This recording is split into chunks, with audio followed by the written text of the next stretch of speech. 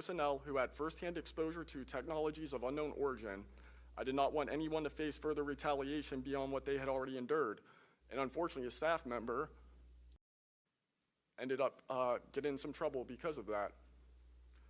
After David Grush testified under oath in the summer of 2023 and provided historic disclosure, I was then asked to go to the ICIG and did so in August 2023. We're just getting it was very clear early settled on back during in my here. intake interview, Today has been a long day, under oath, and I haven't the streamed was to in solely I think assess 2 how days, much so I know I and thought not move forward with an investigation I lost track really. with new information I It provided them. might not have been that long. I have no The idea. aftermath of that IG Time's just kind of complaint frozen still troubles me since to he's this day. passed, so. Since my ICIG Anyway, we're complaint, gonna, I've been prevented from resuming prior the employment stuff is and streaming can right confirm now, I'm and I still can't rewind blacklisted it, from so. within the intelligence community. In addition, multiple agencies attempted phishing attacks to assess what I had divulged to the Inspector General, including being asked to disclose details of my ICIG complaint during a CI polygraph for a position unrelated to UFO UAP matters as recently as November 2024. As I sit before you today, I and many other whistleblowers have no job prospects, no foreseeable professional future, and a nation every single one of us came forward to defend. Numerous individuals have come forward in various ways to reveal the truth of the UAP reality as patriots and defenders of our nation. Yet many feel discarded, isolated, hopeless, separated from the country they serve. Efforts to rectify this situation for all whistleblowers have been difficult and troubling, and to my fellow whistleblowers and officials who know this information, I offer you my apology, something that I have never gotten, and I'm giving it to you. I swore an oath to the Constitution of the United States, an oath that demands truth and transparency for our democratic republic to function. Each day, these truths remain hidden from our citizens. Humanity drifts further from the principles our nation was founded to uphold. Each day, victims of crimes committed by agencies and companies maintaining this secrecy are denied justice as another day our Constitution is shredded. In 2023, Patriots provided this committee and the executive branch with undeniable proof of the UAP reality, and I commend your continued commitment. The future of humanity is one which we either travel to the stars or regress to the Stone Age with this technology. My career has been to deliver critical information to decision makers. Your role as elected by your representatives is to act on it. The time to act is now. Thank you.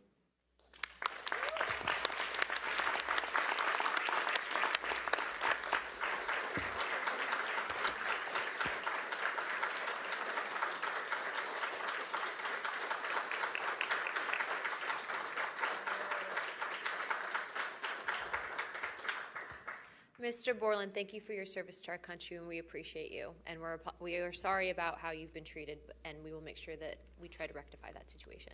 Thank you, ma'am. Mr. Spielberger, please, your opening remarks. Chairwoman Luna, Ranking Member Crockett, and Task Force members, thank you for the opportunity to testify here today about the importance of strengthening whistleblower protections, especially in the context of national security.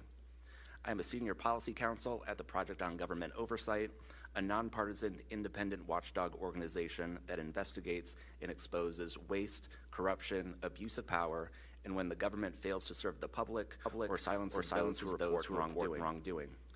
Whistleblowers are the first line of defense to root out fraud, abuse of power, and corruption in our government. Congress relies on whistleblowers so that it can fully exercise its oversight and legislation.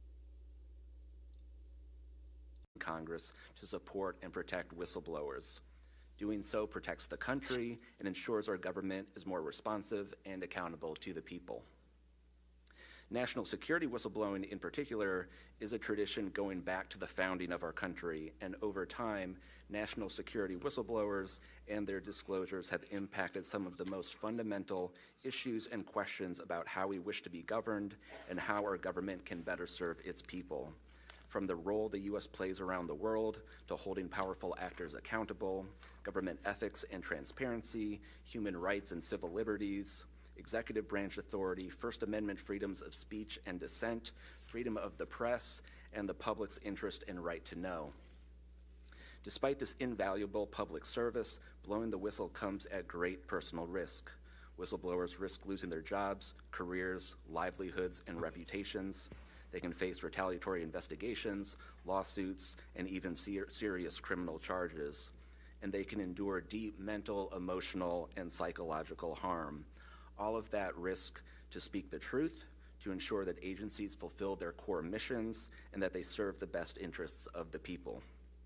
Those who retaliate against whistleblowers don't just violate their legal rights, they inflict real harm on our government and betray the public's trust. Targeting whistleblowers instead of the corruption they expose wastes agency resources and further allows that corruption to continue unaddressed.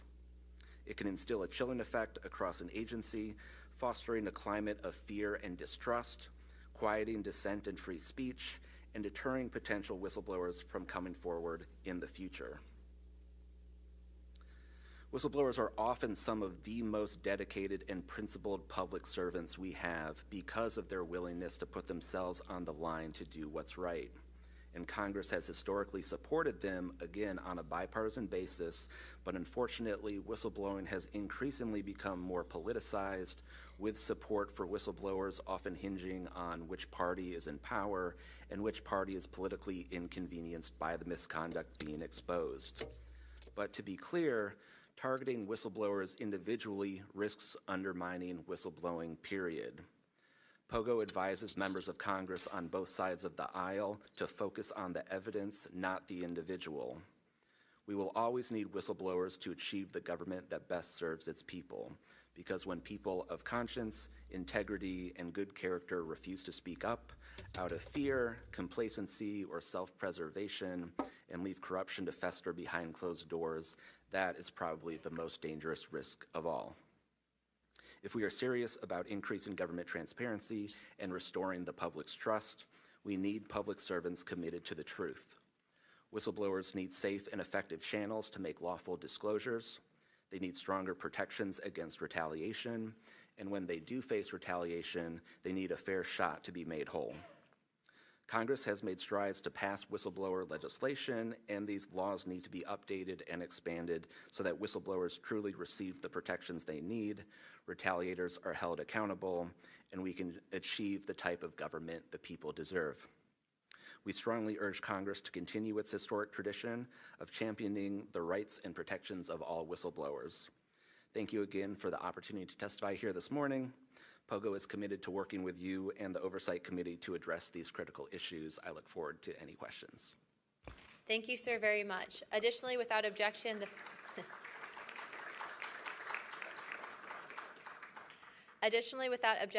the following members are waived onto the task force for the purpose of questioning witnesses at today's hearing: Representative Perry of Pennsylvania and Representative Grothman of Wisconsin. Sorry, and Representative Biggs from Arizona. I already got you, but yeah, we're good. Without objection, so ordered. I now recognize myself for 5 minutes of questioning. Also, as my friend Mr. Moskowitz might have to go, would you like to go now? Okay, all right. Mr. Borland, in your testimony, you described witnessing large triangular craft while stationed at Langley Air Force Base in 2012. Can you explain what you observed in terms of size, behavior, and why you're confident it was not conventional technology? Great question, ma'am. So on the base, I lived in the barracks. There was a little smoke pit outside. I was there on the telephone and looking across to the flight line, and I see a white light pop up and stop about 100 feet in the air. I thought it was a weather balloon. I've seen tests from there before, weeknight, normal thing, not surprising. I actually finished my cigarette and I began walking up towards the flight line. There is a track, and because I was on 3 months of night work, I would walk the track at night when we were weathered down. And as I began walking towards the flight line and the track, the light then flies across the base, across the flight line, and as it flies to me, a triangle manifests around the light. I can't tell you if it's active camouflage. I can't tell you if it appeared around the light, but I can tell you that it was a white light, and then it was a triangle. It stopped about 100 feet in front of me and approximately 100 feet above me. My telephone got extremely hot, completely froze, dead. I remember how thick it was. It was between 1 to 2 stories thick, equilateral triangle. I could never see the top of it, and the edges were 90 degrees. There were 4 lights in total. one light on each corner and a larger light in the center, 2 to 3 times the size of the corner lights. But what was really odd was the outside, the best way to describe it is like looking at a James Webb telescope picture where you have the colors and then the black background. So the craft itself was this black metallic flake paint, but on top of the craft was this gold, lava, plasma, some type of fluid going over and around the craft. I'm under this for about 2 to 3 minutes, and then the center light flashes 2 to 3 times, no sound, immediately shoots up to commercial jet level minimum, in my opinion, and I immediately feel static electricity all over my body, and then I smell the smell of after a thunderstorm or lightning storm, that really strong summer thunderstorm smell. Gets up to flight level, I'm trying to get my phone reset, and I can only see the center light at this point. If I didn't actually see it take off, I would have thought it was a star. And then it hovers up there, and it begins to slowly move due east out over the Atlantic Ocean. I finally got my phone reset. The entire thing was about, from the time I saw the light pop up near the hangar until it took off out over the ocean, was about 15 minutes. And following up to that question, after you disclose this information to the intelligence community, Inspector General, you're subject to phishing attempts and job blacklisting. How widespread do you think this is across the intelligence community for those who raise concerns regarding UAP programs? It's a difficult question to answer. I think prior to David Grush and people beginning this process of bringing people into awareness of the reality of these programs and certain things people have witnessed, probably extremely widespread. I think today there's still an issue, but because people are able to come before you and people are speaking out, I think it has been somewhat less. I would hope, though, that people would, because if this goes back into closed doors, this is going to get really ugly. What type of behavior have you witnessed from former Aero Director Sean Kilpatrick as well as his staff in relate to this information you provided to them? Did they ever try to classify this information as non-human technology? Good question. The problem with this is that I know what I experienced firsthand, and I know other things. I think the staff at Aero that I met with in March of 2023, I think they were good people doing the job they were told to do. I did not meet with Kirkpatrick. He was either not present or did not want to meet me that day. However, they did classify information about the reality of this subject, and it was very concerning because in my Aero MFR, they had actually referenced a former staff member that was the one who told me to go there, and they probably shouldn't have done that. And real quick before my time is up, and we might go to second round of questioning just so you're all aware, how important, given everything that you've seen and experienced, is the UAP Disclosure Act of 2025 in restoring both public accountability and trust? I think very important. I would hope, though, that the 7-year window could be shrunk, my opinion, but very important. The truth needs to be known. Thank you very much. I now recognize Jared Moskowitz of Florida. Thank you, Madam Chairwoman. Thank you for allowing me to wave on to the committee. I remember, the last committee when we had a bunch of former military personnel folks that either served on bases, were pilots, or were in different programs experiencing knowledge. It made me recognize that the narrative has changed, right? It's politically convenient for the government if you all weren't military folks in suits. It would be much better if you pulled up in Winnebagos and were wearing hats. I'm not sure if you guys hear it. And so the picture of this, because that's important for the American people on how you tell a story, what the message looks like, and who the messenger is. So this is now the second or third committee where we have former military folks with impeccable records, with information and knowledge. And it's definitely clear on a bipartisan basis that we have to protect our whistleblowers. There's no doubt. And in a day in which it's really hard to tell what's true or not from a political standpoint.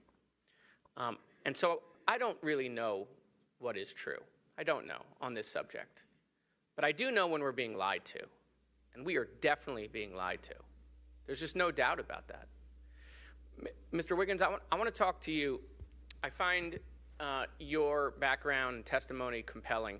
When you first saw what you were looking at, what were your first thoughts? My first thoughts were, I think everything that I was told and taught as a kid and as growing adult no longer, was applicable. If I'm able to see something that I thought defies gravity in such a way, then what else could be possible? That was my first thought. So did you think what you were looking at was a weapons program that you were unaware of, or did you think what you were looking at was obviously some extraterrestrial? When I saw mine, I think that it was a light. I mean, now I know what it is. A program, maybe, but not on point of what they think. I want to be as skeptical as everyone else and just hope to know the information. Anyone in the U.S. government tell you what you were looking at to try to dissuade you from what you thought it was? No. So no one was like, oh, there was some anomaly with the technology. No one from the government did that? No one. How do you think you were treated when you reported this information or have talked about, the Tic Tac video is well out there. It's well reported. How were you treated? I've had no pushback at all. I haven't had anyone reach out to me or try to, dissuade me in either direction, militarily speaking. So I was treated fair, and I appreciate the Navy itself with assisting me with coming here to being able to testify. That's good. So what do you think the American people should take away from watching your video, right? Because when we watch it, obviously, right, we've never seen anything like that. It defies what we know to be technologically possible. What are we supposed to think? Someone's lying about something. Someone's hiding something, right? That's not normal what you looked at. I think what the American people should think when seeing that video, along with others before me, is that there is something out there, and we should know as the people what it is. Right, and so let's eliminate possibilities. So they didn't come to you and say there was a technological error with what you were looking at. So we put that aside, right? They didn't say it was broken. So we look at that and we see something. So it's either a weapons program being reverse engineered by our governments or other governments, or it's nobody's government. Or it's aliens. It's not from here. Those are it. There's two things. Yeah, it's been like this for 80 years. Why haven't we been talking like this for 80 years? Borland, when you first experienced what you were looking at, and what did you do next? Like, what was your next step after it had passed and you were done? Sorry, guys. I actually kind of laughed to myself and said, okay, so this exists as well.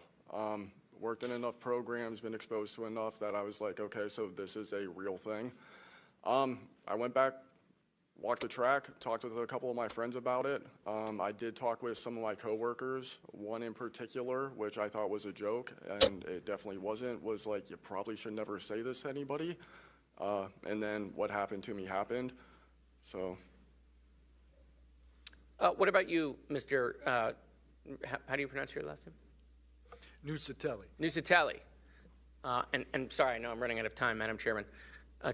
So obviously your incident happened well before we could record things on cell phones and things of that nature, right? What did you do when you first experienced? Because what you saw, right, you saw it happen like right out of your base. Correct. So tell me what you did after you saw that. What was like your next move? And I want to hear what your experience was. My next move, I went into my house after it left. I made sure no one had been abducted, and I picked up the landline. I called the Security Forces Command Center. I reported it. I requested that they give me a call back and make notifications up the chain of command. I got a call back in about 15 minutes. They reported that the weather station reported no balloons or aircraft, nothing on radar, no aircraft inbound or outbound. So I got that notification. And then within the following day or two, me and the other witnesses wrote statements. We prepared a report, and then we filed all that information. Madam Chairman, thank you for your indulgence in my questioning, and thank you for continuing to lead on this subject. What do you and your friends think about it today? You all have talked about it. I mean, so what do you think about your experience as a collective group? That'll be my last question, Madam Chairwoman. I mean, we've been talking about this for 20 years. We don't know what we saw. What we saw changed our lives and the way we think about everything. It was incredibly profound. The object I saw, I don't even know if it was an object. It was a light. It was an orb. It didn't look like a craft, but it did look solid. And that's what we talk about. We noticed the object, and this was a pattern across all the encounters. Someone would see a light. They would pay attention to the light. And then the object responds. It performs for you. And then they come down and they investigate you. So it's almost like they're curious. So that's the thing we primarily talk about. Why did it come after we noticed it? Maybe it noticed us after we noticed it. You're welcome. I now recognize Representative Mace for 5 minutes. Thank you, Madam Chair, and I want to thank all of our witnesses for being here today. Mr. Borland, I'd like to start with you and ask a few questions. Were there any other witnesses when you saw the equilateral triangle? Were there other witnesses that saw the same thing? Not to my knowledge, ma'am. At that point, the only people that would be awake is those of us that were doing operations for the GWAT and then security forces, so not to my knowledge. And do you think that, in your opinion, that the equilateral triangle was the U.S. government's technology? I did once upon a time, but knowing what I know now, I'll have to answer that question in a skiff probably. Well, my next question is, you teased us, so knowing what you know now means what? I know enough to know that if you want an answer to that question, go to Arrow. They have the answer. Do you think it was a foreign government? I do not, no. And Arrow was supposed to be disclosing. The last time I was in a skiff with Arrow, they said they were going to be doing disclosures. Had they been doing much of that? I don't have an answer to you you. I don't know. I know what Arrow reports publicly, and I know what I've been through. Yeah. And some of this stuff can be, I think, debunked, right? Sometimes there are weather balloons that look kind of a little funky, or drones or whatever, depending on the angle, direction, speed, etc. Are you scared for your safety? That's a complicated question. So being here today, if I say the wrong word, technically I can be charged with espionage. Espionage is a death penalty. Whistleblowers have faced it. John Kiriakou, for example.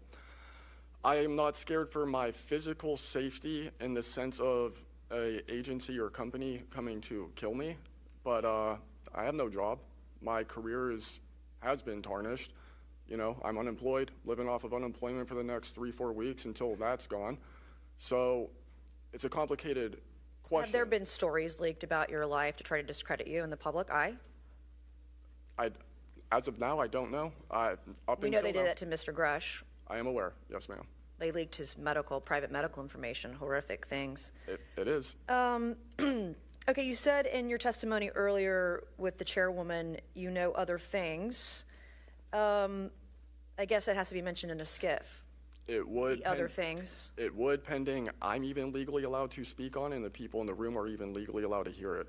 And is that, would we need to know the compartmentalized word, like what the code word is, or the name of the program, the special access program, in order to even hear it? You have to know the word, right? I would suggest the name of it, right? I would suggest that to be asked to DNI Gabbard and work with her for that, because I can't give you the answer on what is the requirement. But this is what the U.S. government does, right? They compartmentalize the information. Only certain people know the name of the program, and if you don't know it, you can't get the information. If you don't have the name, you don't know what to ask for. Even when we're reviewing the budget, we go into a skiff, we look at DOD budget and the budget of black box programs, and we don't know what we're looking at because we don't know what these programs are. Is it a way for the government to hide from Congress what's really going on and where the money's going? In my opinion, absolutely, yes. You mentioned, too, in your testimony earlier that, quote, you went to speak with the government and they said somebody's name, a colleague's name, and you said they shouldn't have mentioned that staff person's name. What does that mean? A Senate staffer who is the one who helped me get to Aero recommended me I go there, gave me the email and the phone number because I could not find that information at all at the time. In fact, I believe you guys have talked about how Aero didn't even have a website for quite a period of time. We were told they were going to do disclosures, both what they've debunked, because some of it can be debunked, and then what they haven't been able to debunk. And to my knowledge, it hasn't been a thing. I only have 1 minute left, so Mr. Knapp, we are definitely going to you. Watched every documentary. You guys have done you and Jeremy have done a terrific job. I usually have more questions than I have answers. I think we all do, and you guys are doing a terrific job to bring information to the public. Do you think that any of this is a psyop by the U.S. government? Entirely possible. I mean, our government and other governments have admitted that they've tried to use UFOs to cover secret projects. But I think they also do some reverse engineering of those claims. So years after people start seeing UFOs over Area 51, for example, they come up with the story, oh yeah, that was, we planted that story. So I read in a major newspaper just a couple of weeks ago, they planted this story. An Air Force colonel went out into the desert, went to a bar at Rachel, and gave them some fake UFO photos, and that's how the whole story about Area 51 started, which is preposterous. Yeah, and I didn't even get to the crash retrieval program stuff yet, Ms. Chairwoman. There's just so much. Okay, thank you so much for your time today. I wish we had more time. Thank you, Madam Chair.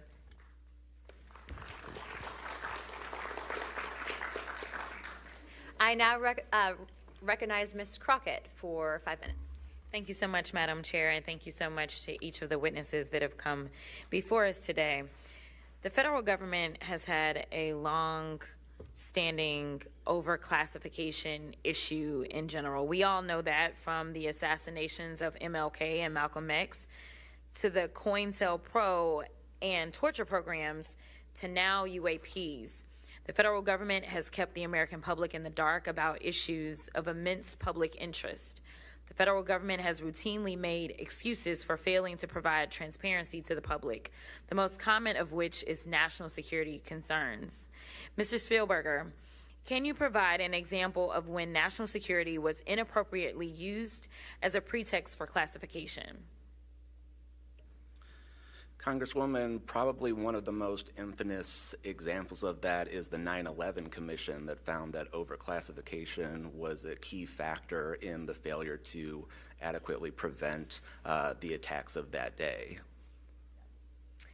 In addition to that, what lessons from these oversight failures should guide Congress in approaching UAP oversight? Generally speaking, we would advise this Congress to ensure that agencies adopt a general policy in favor of disclosure instead of a knee-jerk needing to overclassify information and documents. We should ensure that when information is classified or deemed sensitive, it's only for legitimate national security and privacy concerns. And we would recommend adding additional factors to the considerations of cost, value, and certainly to the extent that it's critical for the public interest and the public's right to know, especially when we are talking about these very serious national security concerns and implications. Can you speak to how whistleblowers have historically helped Congress uncover the truth in other areas and how that might apply here? Absolutely. So again, Congress has always relied on whistleblowers coming forward and making disclosures in a number of different issues across different agencies, anything from national security to airline safety, railway safety, environmental concerns, workplace health and safety, a lot of issues coming out of the COVID pandemic, for example. Whistleblowers have come forward with important disclosures on just about any critical issue affecting our government and affecting the American people, all of which have grave implications for the rights and protections that we have and how we live our lives in communities across the country. How important is it for whistleblowers to have strong protections when it comes to UAP-related disclosures or disclosures of other topics of excessive government secrecy? It's absolutely vital. This has been one of the disappointing failures of doing this work, of advocating for stronger whistleblower protections. We recognize the invaluable public service that brave whistleblowers play in coming forward, again, taking all of these risks that we've heard about just to speak the truth, to get important information out in the public consciousness, but they can only do so when we have safe and secure channels for reporting, when there is trust in the independence of agency watchdogs like inspectors general, like the Office of Special Counsel, like the Merit Systems Protection Board, that play critical roles in investigating whistleblower disclosures and enforcing the protections of whistleblowers. All of that is essential to allow whistleblowers to keep coming forward and playing these incredibly important public roles. Thank you so much. Let me just say this. People look at Congress, especially now, and they see a lack of unity. They don't see the ability for us to come together really on much of anything. I will say that I do applaud the chairwoman and the work of this committee, because for once I feel like we are focusing on governing, which should be about transparency. The reality is that we cause more harm than good when we allow a lack of transparency to fester. It allows for all types of conspiracy theories instead of us actually making the investments that we need to make to get the information and actually provide it to the American people.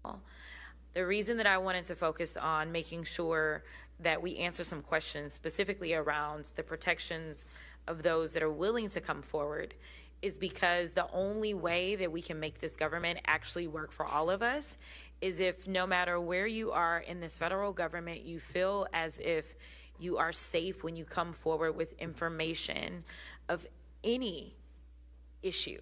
And so I do want to thank you for all of your stories. The reality is that we only get 5 minutes, and the vast majority of everything that you have to say cannot be contextualized within 5 minutes. But I know that my colleagues are going to get to kind of pulling some more of that out. But again, I really just want to thank you for your courage in this moment, and thank you for your service to our country.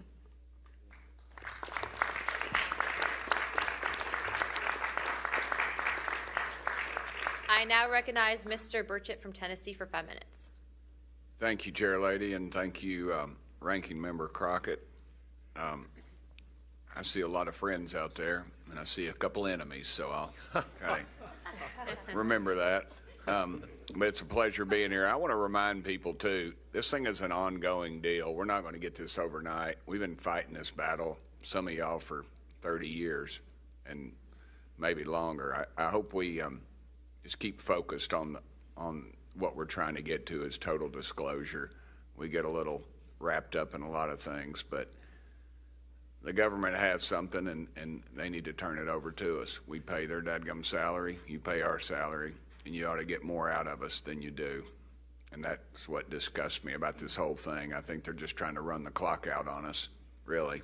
They'll poke us a little, and they'll make jokes to us and try to pull us off the target, but I think we know where we're at, and that's why they're firing at us, because we are over the target. My first question is, Mr. Knapp, I recently introduced the UAP Whistleblower Protection Act to help provide whistleblower protection to federal personnel for disclosing the use of federal taxpayer funds to investigate UFOs. I still don't want to say UAPs. How can Congress further increase whistleblower protections?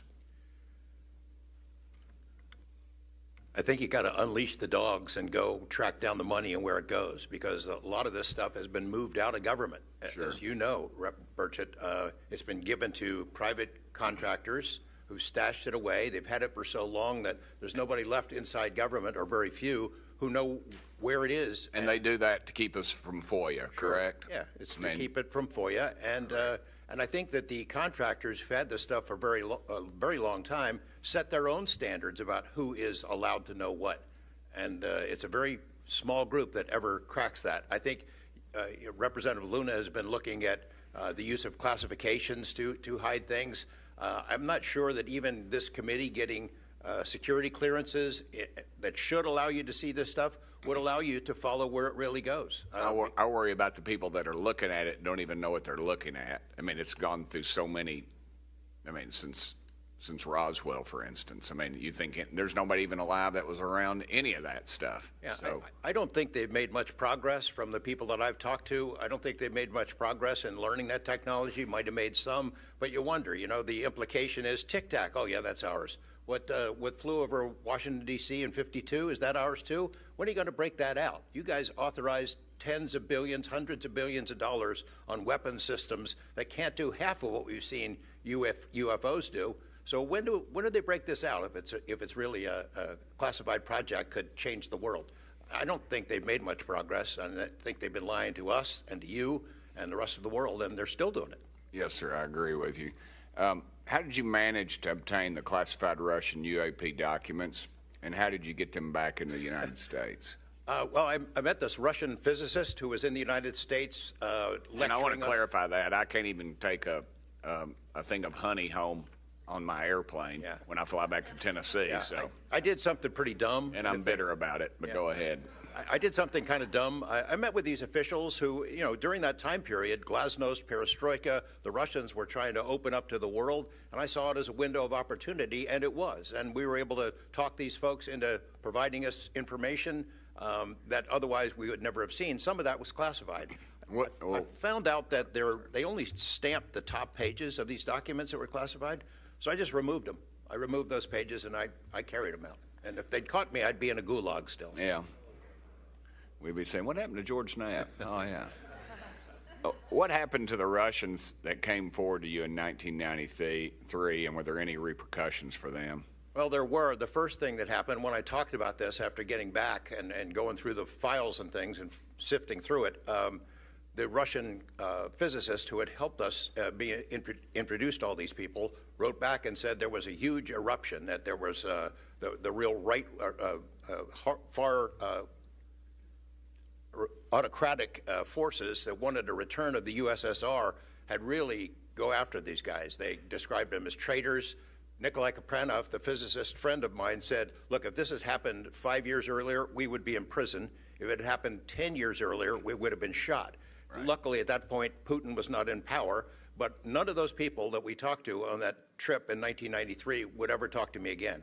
I went back in 1996, and it was like I had the plague. I spoke to different people, but they were scared. And eventually, the story was spun where the Ministry of Defense officials who gave us this information were described as ufologists who said there was nothing really significant to these files. They didn't really find anything a big deal. And I can tell you, you'll see those files that I shared with you, they did find stuff. There was an incident in October of 1982 over an ICBM base where UFOs popped up, was observed over this base where the missiles are pointed at us, United States. These UFOs perform incredible maneuvers. They split apart, they fuse back together, they'd appear and disappear, and right at the end of this 4-hour period, the launch control codes for the ICBMs lit up. Something entered the correct codes. The missiles were fired up and ready to launch, and they could not shut it down. The Russian officers were panicking. The UFOs they disappeared. The launch control system goes back to normal. Colonel Sokolov and his team came in, took the thing apart, could not figure out what it was. It wasn't a power surge or EMPs or some of the baloney excuses that our country has given for similar events involving our nuclear missiles. They thought it was a message from wherever the UFOs were from. And that's a chilling thing. I mean, we were a couple of seconds away from World War III starting, and the UFOs were responsible for it. All right, I'm out of time, but real quick, who are the contractors that have this material, the corporations? Well, one of them is Lockheed. And I'll tell you, I mean, I'm not saying Lockheed's the bad guys. They're doing what they were asked to do. Sure. They have lied about this because that's what they're supposed to do. But Lockheed would be one. There's a list I can give you, Congressman. Some of the big ones, the usual suspects. Okay, thank you. Yield back, Chair Lady. Sorry for going over. It's all good. It's all George Knapp's fault. I now recognize Ms. Boebert for 5 minutes. Thank you, Madam Chair. Chief Wiggins, based on your training and operational experience, could the behavior that you witnessed, a transmedium object vanishing without a sound, be explained by any known technology that we possess or other governments possess? It cannot. And has any government agency debriefed you or any of your shipmates regarding the EOIR and radar confirmed UAP encounter aboard USS Jackson? No one has, no, ma'am. What was that encounter like when you brought that up? If you want to briefly summarize that, when you brought that to their attention and then you were not provided any follow-up, who was told and how did you feel when there was no contact back to you? As far as the actual incident happening, yes, or sir. The reporting level? Yes, Chief. It was within the event happening. My duties are to report to the tactical action officer on watch while we're standing watch. So tactical action officer was there. I made my report. I've not had any discussion outside of that day. There's been no communication to me or requests from me within side of the military. But speaking of that actual incident itself, once the report was made to the tactical action officer, that's when I made the decision to ask the individual watchstander that was controlling Sapphire to be able to slew into the location. And that's what you see in the video itself is when the watchstander is slewing in and kind of showing us what we're looking at. But outside of that, that's as far as the reporting went that I know of. Thank you, Chief. Just for the sake of time, Mr. Nusatelli, has RO, the Air Force, or the FBI ever followed up with you personally about the Red Square event? I did have follow-up by Aero, nothing with the Air Force. The Aero office updated me, I think, at least 2 times. They let me know that they were unable to locate any records, that the records had been destroyed by the Air Force. The Air Force is destroying all their police records every 3 years on a schedule. So you were informed that these documents were destroyed. Well, I have a Freedom of Information Act from the Air Force that states clearly that they destroy all police records on a 3-year schedule. Okay. So they were sitting on documentation, destroyed it, refused to question any of the lead investigators, anything leading into this investigation? Yeah, basically they destroyed all the police records. So you couldn't even call the Air Force and ask them if there was a vehicle accident in that time frame. So that's a big problem. We're losing data in real time. So we'll never be able to go back and track. I think our federal government has a history of destroying records. Thank you very much, Mr. Nusatelli. Dr. Borland, as a geospatial intelligence officer, have you seen classified data indicating UAPs operate in restricted U.S. airspace, and has that information been withheld from Congress? I have not in U.S. airspace. That is intelligence oversight, so I did not have domestic authorities. After filing your Inspector General complaint over retaliation inside the Pentagon's UAP office, did you receive any kind of protection or just more retaliation? Within the IG or Aero, ma'am? Either. Aero, they went after the staff member and classified everything, shut that down. The IG, to this day, I don't even know if my complaint's active. I know my attorney that represented me was very, very, very concerned, and the best of my understanding, I was determined credible, not urgent.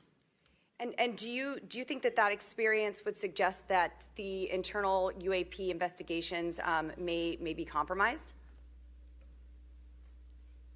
Possibly. I mean, it's so hard because this goes back to people doing the job they're told to do, and very few people are going to want to give up their careers, 20, 30-year pension, get rid of their kids' health care, get rid of their house. It's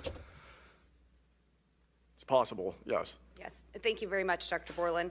Mr. Spielberger, do national security whistleblowers currently have any external appeals processes to challenge retaliation, or are they just stuck relying on the same agencies that they're accusing? Congresswoman, this is one of the biggest concerns that we at POGO have, basically around the independence of investigations and accountability for retaliation. Basically, yes, national security whistleblowers have to rely on internal administrative processes that go through agency inspector generals.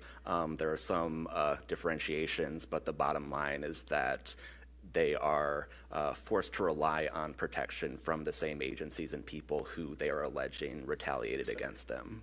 Yes, well, I thank you all for your bravery. We are out of time here. Thank you so much for coming forward, and we will do everything that we can to ensure that you are all protected. Thank you for trying to bring truth and transparency to the American people. Madam Chair, I yield. I now recognize Mr. Burleson for about 5 minutes. Thank you, everyone. It takes such great courage to come forward, and we acknowledge that, and I hope that you see that we are taking that seriously. And so very thankful for what you're doing today. I'm also very thankful for previous witnesses that have come forward. I see Matthew Brown in the audience. He courageously stepped forward and was as a witness. I encourage everybody to look and seek his testimony. I want to thank the people that came in our first hearing. Ryan Graves, David Grush, David Fravor, and in our second hearing, Admiral Gallaudet, Lou Elizondo, and Mr. Gold, and the many others that have come forward. We hear you, and it's time that we, enough is enough. It's time that we take action. Look, I'm not jumped to the conclusion that I believe that there are, aliens coming from another planet, but I'm open to that. And I think that it's our responsibility, especially when we're seeing that we have a government that is actively blocking information from us. Just last night, I tried to get an amendment onto the National Defense Authorization Act that fit in the germaneness of that bill to have UAP disclosure. And conveniently, it was named non-germane, mostly deemed by staff, not even an elected official. This is the kind of stuff that we repeatedly see. Last year, we were blocked by someone in House administration from being able to receive a full briefing from Arrow. So not an elected official, but someone in staff blocked us. And I've had it. Enough is enough. I want to cue up a video that I've been given. And as before it starts, I'm going to describe. This was taken October 30th of 2024. This video is of an MQ-9 drone tracking an orb, or this object, off the coast of Yemen. You'll see that another MQ-9 launched a Hellfire missile. That you cannot see that drone, and so I'm not going to explain it to you. You'll see exactly what it does.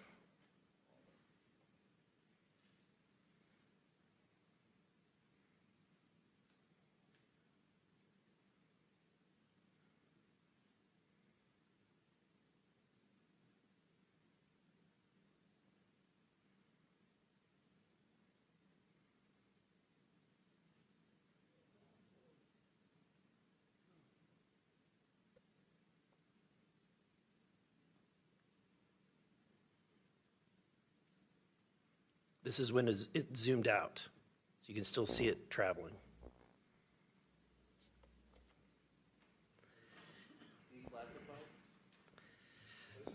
So, Mr. Knapp, have you heard about events like this occurring, and what information might you have?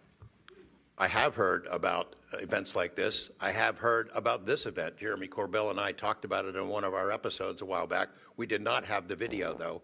There are servers where there's a whole bank of these kind of videos that Congress has not been allowed to see, that the public hasn't been allowed to see. Occasionally, some of that stuff gets out in the wild, and it comes our way. It should be going to you. The public should be seeing this stuff. And why you're not allowed to, I don't know. But that's a Hellfire missile smacking into that UFO and just bounced right off. And it kept going.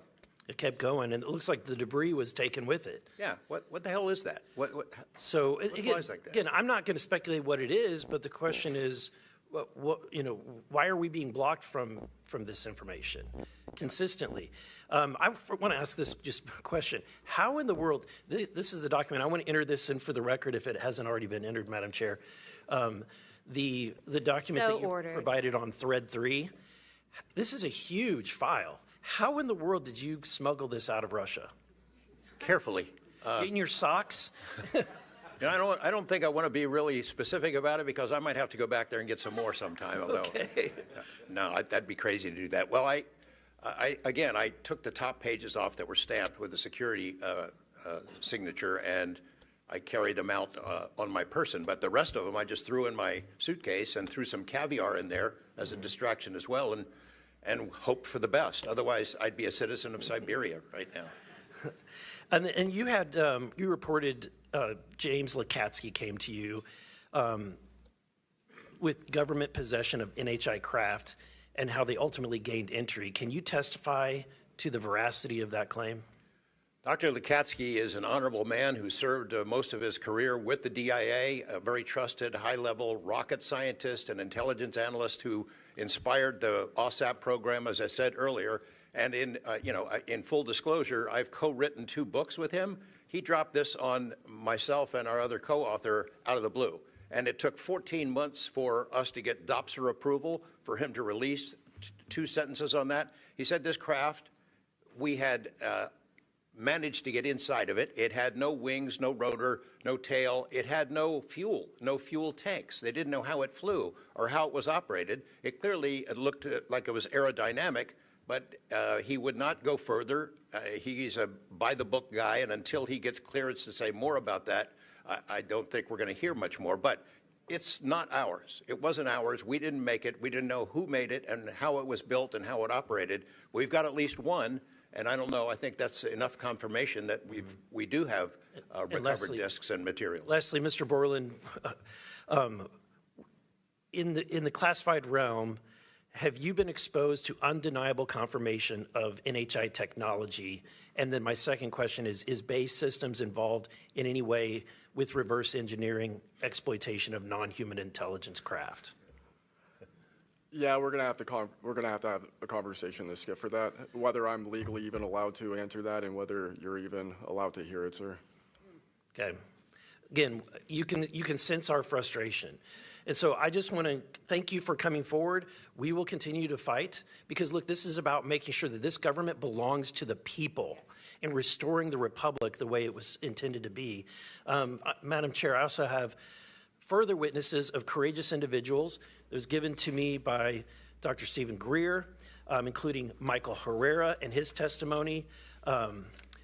We have Roderick Castle and his testimony, Randy Anderson, his testimony, Stephen Digna, and others, 3 others, all saying similar things to what the witnesses today have said, and I would like to enter that into the record as well. No objection. Thank you. I now recognize Representative Lee for 5 minutes. Thank you, Madam Chair. I think we need to make sure that we don't get distracted by sensational stories only of unidentified anomalous phenomena and lose track of what the core of this hearing is about. This is all a perfect example of why whistleblowers are so important and why it's so important that we step up and protect them. With Trump, RFK Jr., EPA Administrator Lee Zeldin, and others committed to dismantling government and firing professionals who do dare to speak out against the threats this administration's disastrous policies create, we have to focus on protecting all whistleblowers, not only the ones who are reporting on UAP. I'd like to thank the whistleblowers who have agreed to come before the committee today and speak their truth. This administration's claims to care about waste, fraud, and abuse, and so often it is the whistleblowers who care and who are the tip of the sword fighting against the real waste, fraud, and abuse. One study found that whistleblowers expose fraud at more than twice the rate of third-party auditors. So, Mr. Spielberger, what are some of the best examples of whistleblowers exposing fraud and abuse in the federal government? Thank you, Congresswoman. Again, whistleblowers have played such a vital role across so many different issues. One prominent example goes back to the 2014 VA waitlist scandal. POGO actually played a very instrumental role coordinating with Iraq and Afghanistan Veterans of America. At that time, we received tips and whistleblower disclosures from over 800 different individuals talking about the VA subjecting veterans to extensive wait times in order to get the basic standard of care that they deserve. It's certainly prolonged serious illnesses, even contributing to hastened deaths, and we were able to help shed more light on that issue, which I think just emphasizes the importance, even outside of the national security context. We are often still talking about serious issues and even life and death concerns. And unfortunately, whistleblowing can lead to serious repercussions and retaliation, especially in this vindictive and lawless administration. Mr. Spielberger, in the past, what kinds of retaliation have they faced, and what are we seeing today under the Trump administration? So we've certainly heard about a number of different examples of retaliation. One that I'd like to highlight that Mr. Borland referenced previously is retaliation through abuse of the security clearance process. That can have grave implications not just for a whistleblower, but also their ability to seek legal counsel and defend themselves against retaliation. And when we look at the past several months of this administration, unfortunately, we've seen a really systematic approach toward dismantling the nonpartisan civil service. We've seen the mass firings. We've seen undermining of independent agency watchdogs, mass firings of inspectors general, undermining the Office of Special Counsel, the Merit Systems Protection Board. Again, these entities that are meant to be independent and play a critical role in investigating whistleblower disclosures and ensuring that their rights are protected. Yeah. Thank you. In 1989, Congress passed the Whistleblower Protection Act and then broadened it again in 2012 to ensure that federal workers could feel free to come forward to their elected officials. And it's a good thing we did, because whistleblowers have played a more important role than ever since Trump has taken office. It was thanks to a whistleblower that we learned that DOJ allegedly put every single American's personal security information at risk by bypassing safeguards and copying all this data to an unsecure server. I ask unanimous consent to enter into the record a New York Times article titled, quote, "DOJ put critical Social Security data at risk," whistleblower says. Good to go. Thanks. We've had whistleblowers at the National Labor Relations Board reveal that DOJ minions may have shipped case files outside of the agency, possibly to help then co-president Elon Musk continue to exploit his workers. And last week, whistleblowers at the National Institute of Health came forward to say that RFK Jr.'s vaccine misinformation campaign had pervaded even the highest levels of the agency. Typically, whistleblowers have an inspector general they can rely on to investigate their claims and register issues with agency leadership. But President Trump has fired or demoted over 20 inspectors general. If I may ask one more question, Mr. Spielberger, can you explain how eroding the independence and capabilities of inspectors general further endanger these whistleblowers? Absolutely. So again, whistleblowers already face incredibly great challenges in coming forward under normal circumstances. And when we erode these entities that are expected and required to enforce whistleblower protections, fairly investigate their disclosures, it calls into question the integrity of their investigations and findings, whether they'll take whistleblowers seriously when they come forward, and whether we can trust that they will use their authority to enforce the protections of whistleblowers who do come forward, essentially whether they will continue in their role as an independent watchdog or basically become a lapdog for a current or future president. Thank you. And I will take no more liberties. I yield back. Thank you. I now recognize Mr. Crane for 5 minutes. Thank you, Ms. Chairwoman, for holding this hearing. Thank you to the witnesses for appearing. In the effort of transparency here, I got to admit to the witnesses that, growing up, I really never believed in UFOs or any of this stuff. I always thought it was a little kooky and whatnot, but after hearing your testimony from honorable service members, watching videos like my colleague Mr. Burleson just presented, I gotta admit I've become a believer. Not that I know where these things come from or what they really are up to, but I'd like to start with asking the witnesses. Mr. Nusatelli, you were in the Air Force, right? Yes. Did you believe in UFOs prior to your encounter? I've always been interested. Okay. Yes. Chief Wiggins, you're currently in the Navy, is that correct? Correct. Did you believe in UFOs before your encounter? I did. I'm from Las Vegas, and I've watched George Knapp my whole life. Okay. What about you, Mr. Borland? I have always been open to where facts go, so. Were you guys scared or hesitant to come forward and tell your story because of fear and believing that you might be reprimanded or ostracized from society because of your stories? Mr. Nisitoli? Yes, absolutely.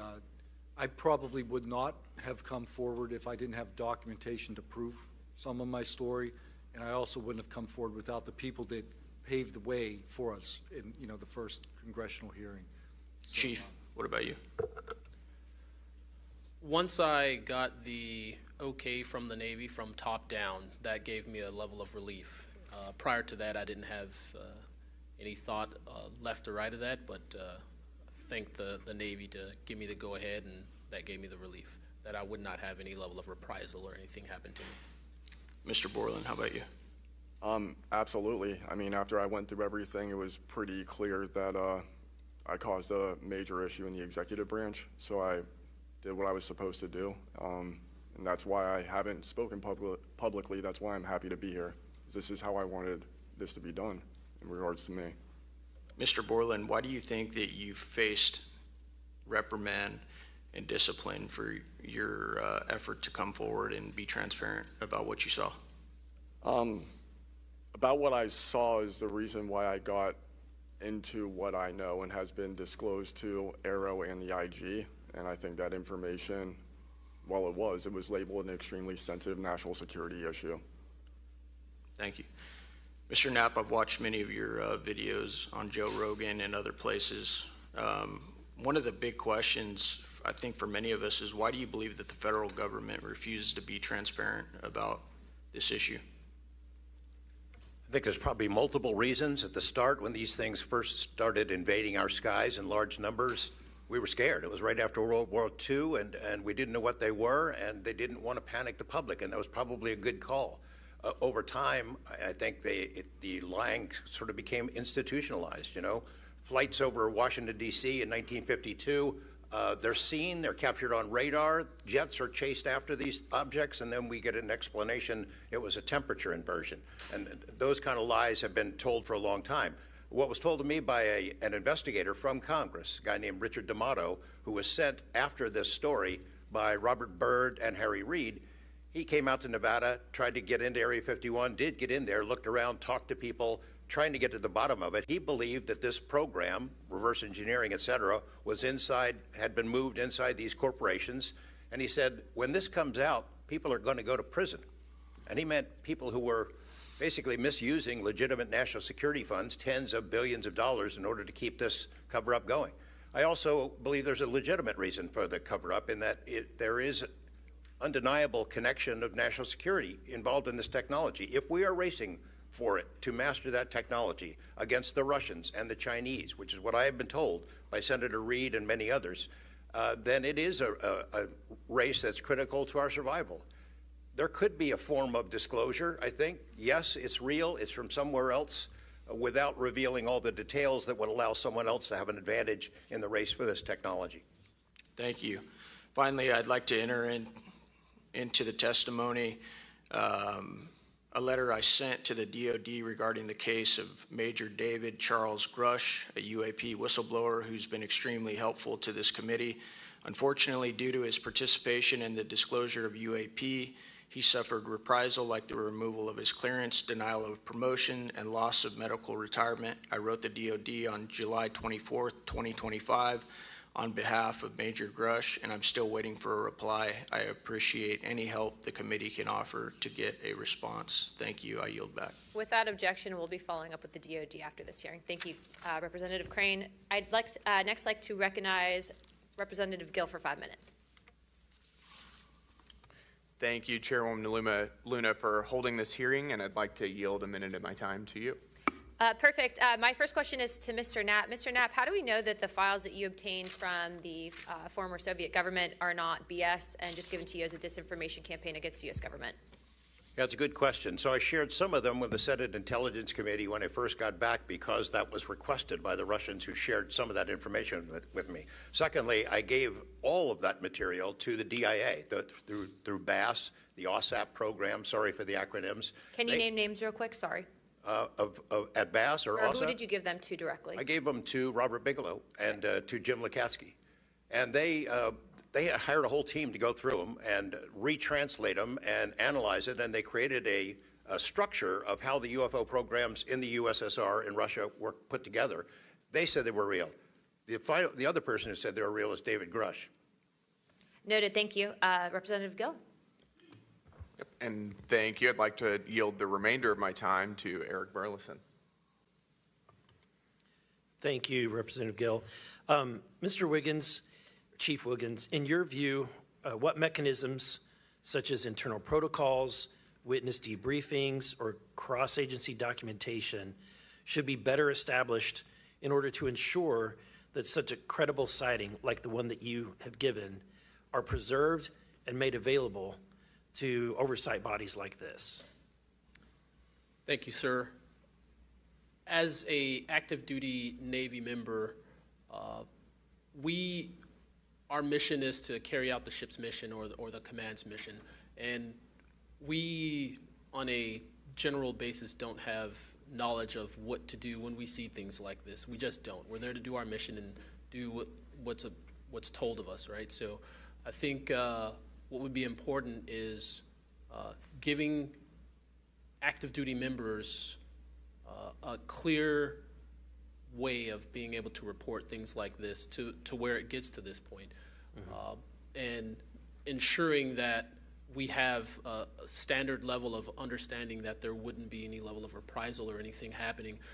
Because, you know, I've been in the Navy for almost 24 years, but what about the sailors that have been in for 2 years that experience things like this? They're not going to have the knowledge, or they'll probably be a little bit more fearful to speak up, being it that their career is just starting. Yeah, I want to commend you. You're the first witness to come forward that is currently serving, and it's recognized. And so I thank you. And your testimony is unbelievable. Let me ask this question: are you familiar with the Witness Protection Act that Representative Burchett has filed? I'm not too familiar, sir. Anyone on the committee familiar with it? It's fantastic. It's the language that we need. It's language that will protect whistleblowers from any kind of reprisal, and yet it's again and again blocked by this body in some way. Many times it's being blocked not by elected officials but by staff behind the scenes.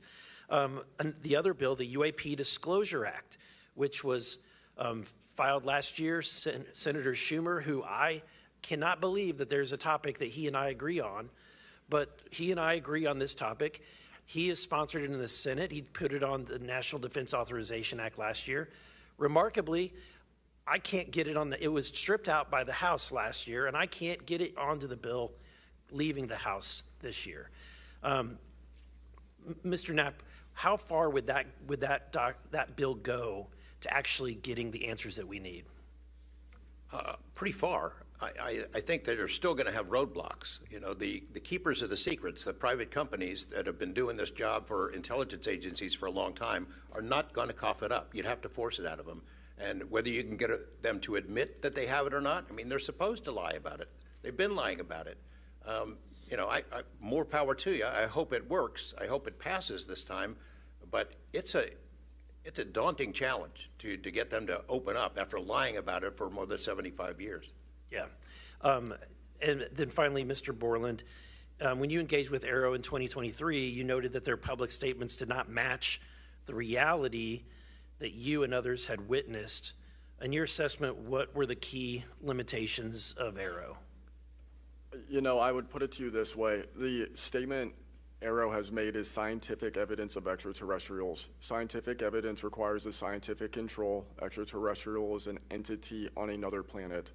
The only way to scientifically prove extraterrestrial is we have to go to that planet, acquire technology, bring it back, and compare it to what we have here. So you're saying they won't let anything out they won't come forward unless they confirm that it unless they go to the planet and confirm where its origin is. That would be scientific evidence, yes. And by that statement, Arrow found no scientific evidence of extraterrestrials is basically, I don't want to call it a psyop, but a misrepresentation, because we do have things.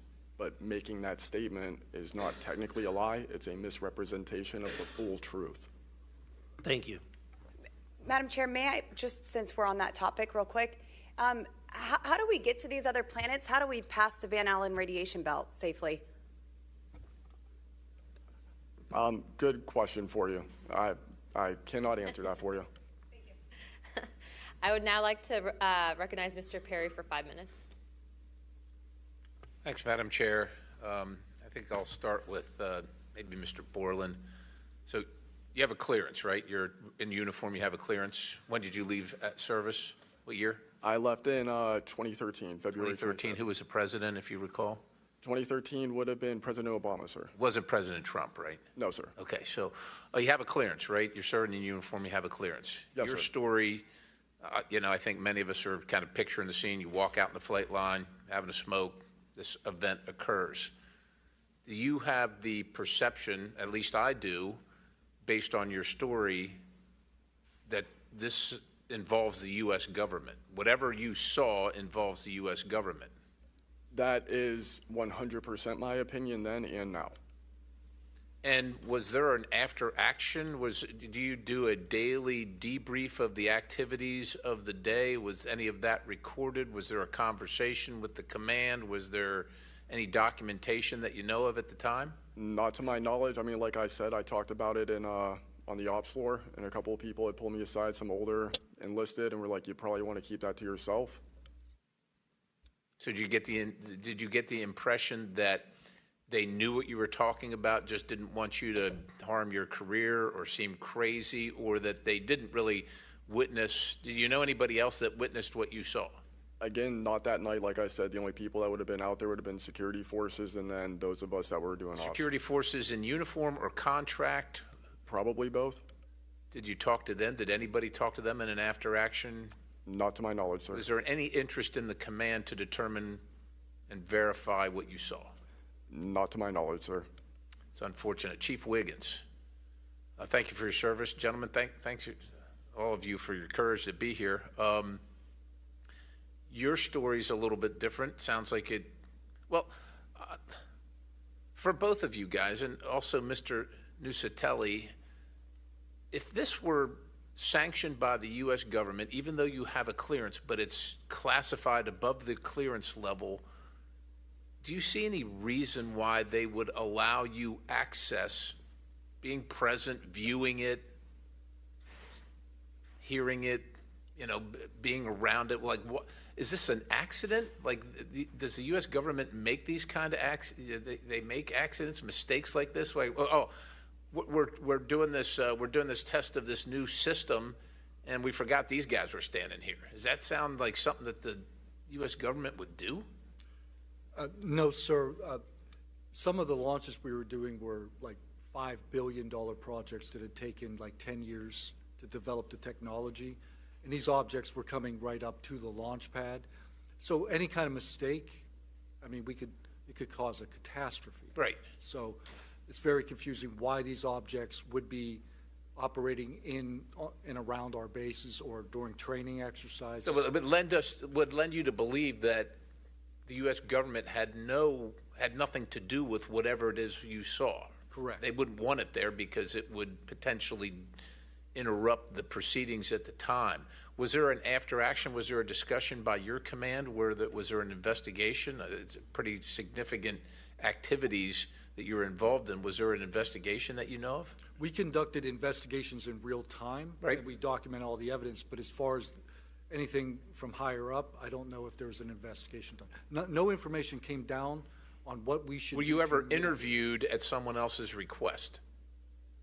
About that incident? Yeah, about the incident. I don't believe so. Do you think you find that odd? If something happens, you're around multi-million, maybe billion-dollar operations and launches of national security interests, very sensitive.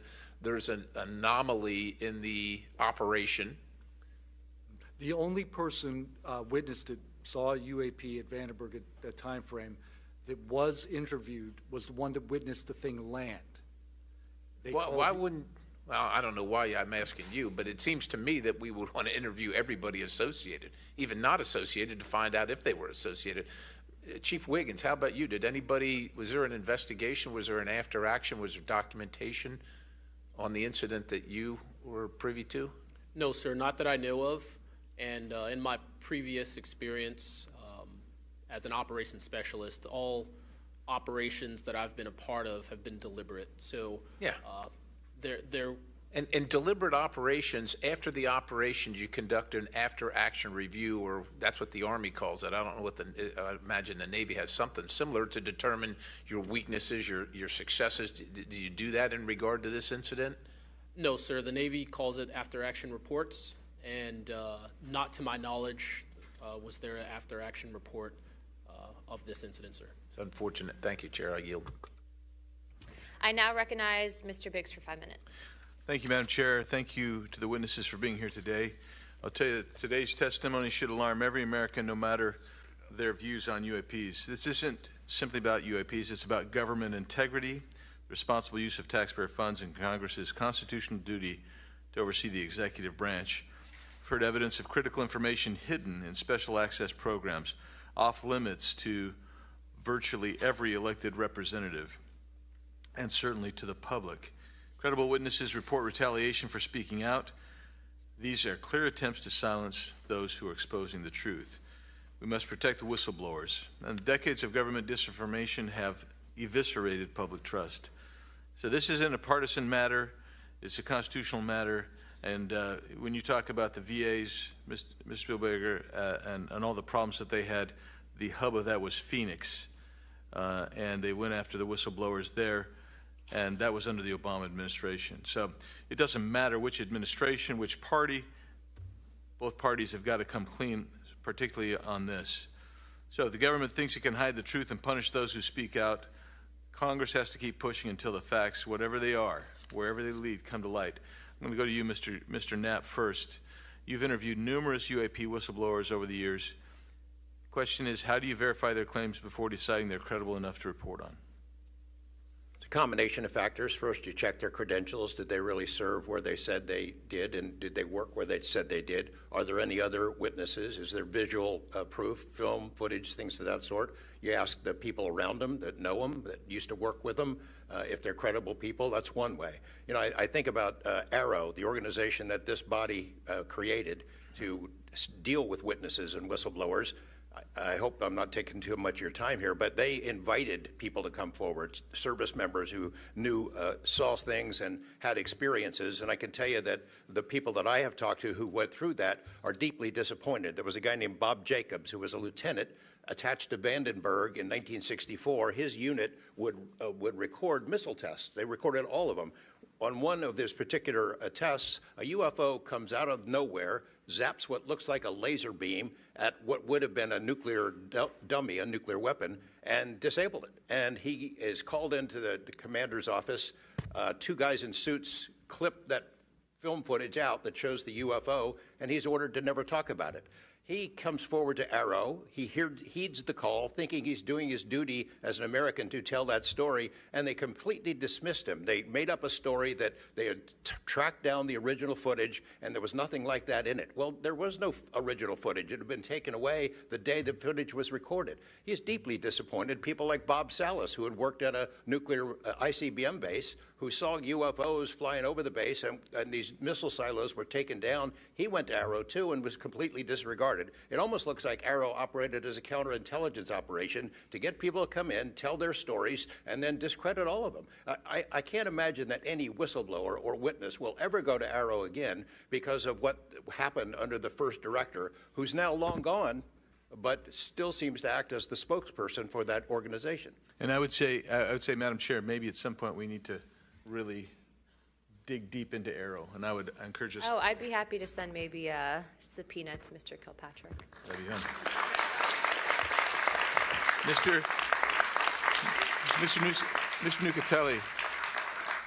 Nucatelli, you've testified that official Air Force records of the Red Square incident are now held by Arrow and the FBI. Has Congress or you been denied access to those records, and on what grounds would we be denied access, you or us? No, the records are unclassified, so okay, provide them to. In the 2003 to 2005 incidents you described, were any physical effects, electromagnetic interference, radio anomalies, or security system disruptions documented in base logs or any reports, official reports? Not to my knowledge, no. Mr. Wiggins, has the full resolution unedited footage of your incident been provided to Congress? Yes. Okay. Were you or your crew ever instructed formally or informally not to document or discuss the event? Ever? No. Good. Mr. Borland, you've talked about manipulation of your security clearance records. Can you identify which agencies or offices were responsible and whether they provided any written justification? I can do that in a skiff, sir, 100%. Because of being a part of a multi-agency special access program, I cannot give those publicly. So I'd encourage us, Madam Chair, to have that skiff meeting if we can.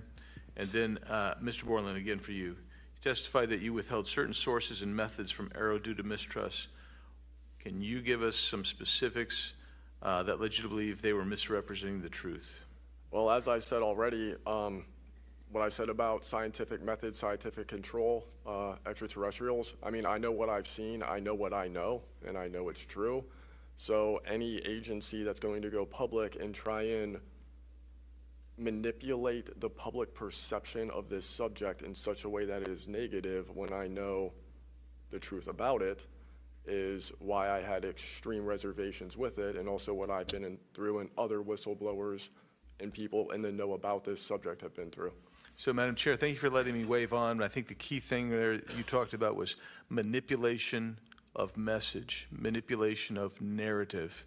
That is really the problem with this entire the system that we've seen since you've started these wonderful hearings, Madam Chair, and I thank you so much. Thank you, Representative Biggs. The chair would now like to recognize Mr. Begich for 5 minutes. Thank you, Madam Chair.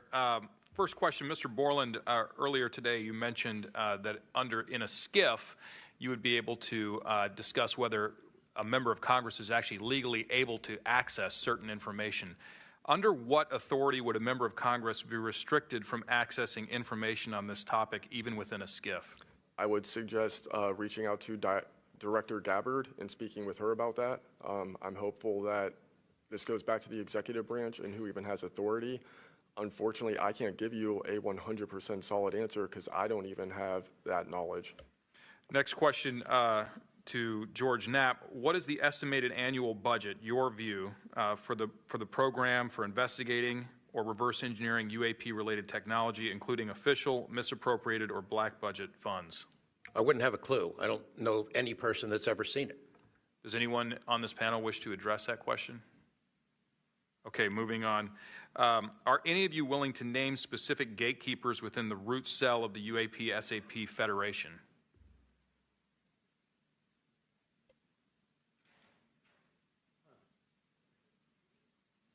You mean specific people and contractors that have dealt with us and kept the secret? Specific individuals.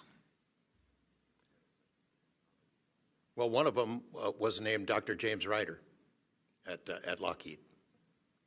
But, you know, again, to emphasize, I don't fault these contractors for doing what they were asked to do by our government.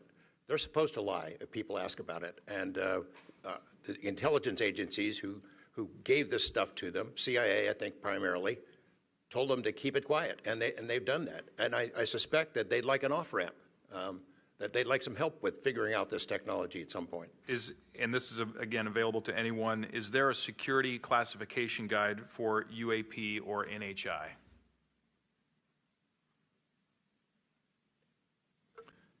I remember in the 2003 or 2023 hearing, it was stated that all UAP-related material is classified secret or above. I have a name for you. Go ahead. Glenn Gaffney, CIA. Glenn Gaffney, CIA. Another question for you, Mr. Knapp. what is, in your view, having investigated this issue for so many years, what is the long game with respect to disclosure of this information to the public? Because with the advent of essentially a video camera and a high megapixel phone in everybody's pocket, at some point this information is going to be impossible to withhold from the public. What do you think is the long game here? Well, the secret's out. I mean, how many videos have there been already? You know, videos that are leaked from within the military and intelligence agencies and contractors and sensor platforms. It's out there.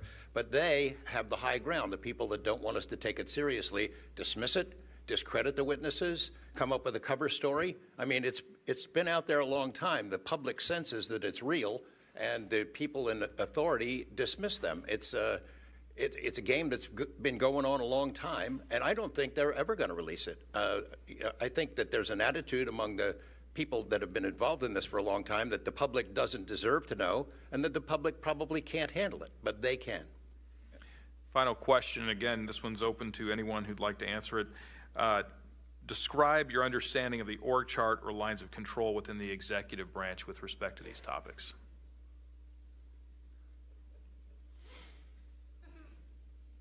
And if you'd like to address that in a skiff, feel free to say so. That could work as long as I'm legally allowed to and you are legally allowed to receive it. I think these programs are in the executive branch, National Security Council and over on that side. That seems to be what some of our witnesses have told us over the years.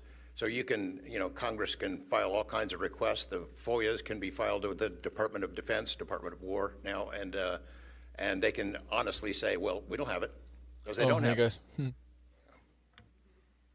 Thank you. Is there anything in my remaining 30 seconds that you'd like to share on any of these questions that I've asked you today? I applaud the committee for trying to tackle this monster of an issue. I really appreciate that it might be the only bipartisan issue in Washington where everybody can agree. We've watched multiple hearings now. Everyone is asking the same kind of questions, whether right or left, and honestly want the answers. And Chairman Luna, Chairwoman Luna, I appreciate your dedication to this, Tim Burchett and the other members, for sticking with it, because it's come up in Congress before, and they had hearings, and then they dropped it for 50 years. So it's going to take a lot of time to get to the bottom of this, and I applaud your commitment to getting to the truth. Thank you, Mr. Knapp. Pursuant to Committee Rule 9C. Madam Chair, can I ask a parliamentary question of you? Yeah, sure. Does this subcommittee have the authority to do subpoenas? Task Force. So the task force, to answer that question, has to do it through full committee. Okay. So, and also in regards to immunity, which to Mr. Borland's point, we are going to be doing a motion to ask for immunity for you and a few other people to come into a skiff and tell us what you know without being subject to the Espionage Act, et cetera. Thank you, ma'am. So that's just kind of an update. But as a task force, because we are not a full subcommittee and there are certain authorities that haven't been granted to us, probably because they don't want us to have it. But there are ways to work around it, so we're kind of figuring that out. Pursuant to Committee Rule 9C, the majority and minority will have an additional 30 minutes each to ask questions of the witnesses without objection. So ordered. With that being said, if you guys want to jump in the queue, I know Representative Crane, Burleson, and likely Burchett have a few more questions. I'll just start out with two, and then I'll pass the buck to Burleson. Burchett, do you have anything? Yeah. Burchett and then Crane. Just real quick, Mr. Knapp, and short answers, please, because of time. How much of these alleged Russian crash retrieval documents have already been physically out there? So, I mean, percentage-wise of the documents that you submitted to Congress, what was public already and what was not newly released? Maybe 1%. Okay, so the rest of it should be predominantly new information. Yep. Also, can you just elaborate real quick? I know you had, I think, mentioned a Thread 3 program, but also alleged in those documents, I got through maybe half of them last night. There's a lot, and I don't speak Russian, contrary to what my people might allege. What does the Thread 3, was there any specific programs that existed within the Soviet government or groups to specifically investigate this by name real quick? It's a number. There's a number in those documents I gave you. There was a larger program that actually had 3 sub-programs that was, Thread 3 was the name I got, and then the DIA guys who looked at it figured out there was a much larger organization. And it's listed in those documents? Yes. Okay, thank you. Real quick, I'd like to ask the committee to replay that video that Burleson had played earlier. I want to ask every witness here, specifically ones that have sensor training or have been able to recognize some of this movement real quick. So if you guys can please roll that real quick.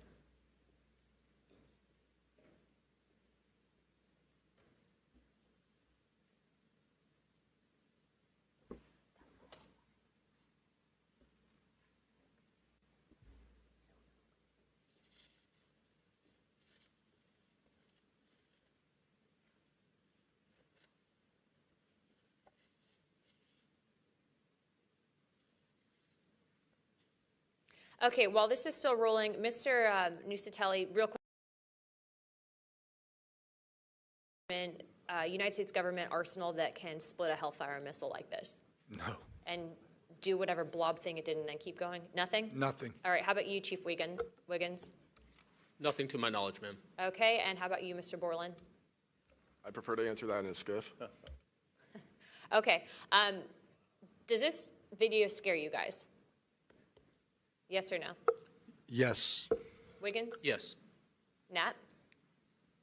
I had a different reaction. I was really happy that it got out. Thanks for providing Curiosity that, kills the Congressman. cat. All right, Mr. Borland? Yes, for... Okay. All right, that is the end of my questioning. I'd like to now recognize Mr. Crane. Thank you. Chief, I was on a ship for a little bit. I was a gunner's mate on the USS Gettysburg for a couple years. My question to you is, when you had your encounter and you saw it on the screen, you were in the CIC, is that correct? That's correct. On an LCS ship, the CIC is on the bridge, so it's called ICC-1, but yes, same. Did a bunch of the other folks in the CIC come and check out what you were looking at? Yes, we all did. The tactical action officer, myself, the RCO, and two others that were on watch. We were all in the same space, so we were all looking at the Sapphire screen all at the same time. Because in the other couple instances with the witnesses, you guys just saw it by yourself. Is that correct? Mr. Borland, you saw it by yourself? For me, yes, sir. Mr. Nusatelli, you saw this by yourself? No, there were multiple witnesses in every case at Vandenberg. Okay. So, Chief, did that spread like wildfire throughout the ship in the next day or two, what you guys had seen? No, sir. It didn't spread throughout the ship, but it spread throughout ICC-1 conversation. As you do your turnover, we talk about it. But it didn't go further than just the watchstanders that stood watch on the bridge and in ICC-1. So it did move around there throughout a few days. I'm kind of surprised. Stuff usually spreads around the ship pretty fast. Why do you think the rest of your fellow sailors on the boat didn't hear about it? Potentially uninterest, possibly, with engineers or combat systems like yourself, don't make their way up to the bridge enough to get within sight of the circle of talk about the incident. Was it hard for you to get permission from the Navy to bring that video? I myself didn't bring the video. I just saw the video. When I saw the video, I got in touch with Admiral Gallaudet. That's how I wind up knowing about the video itself when I first talked to the Admiral.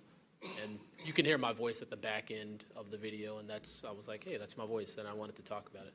How long did that encounter take place, Chief? So the encounter itself, from the time I recognized on my radar to the time after the video ends, was probably about 5 to 7 minutes. What speed was the object moving at?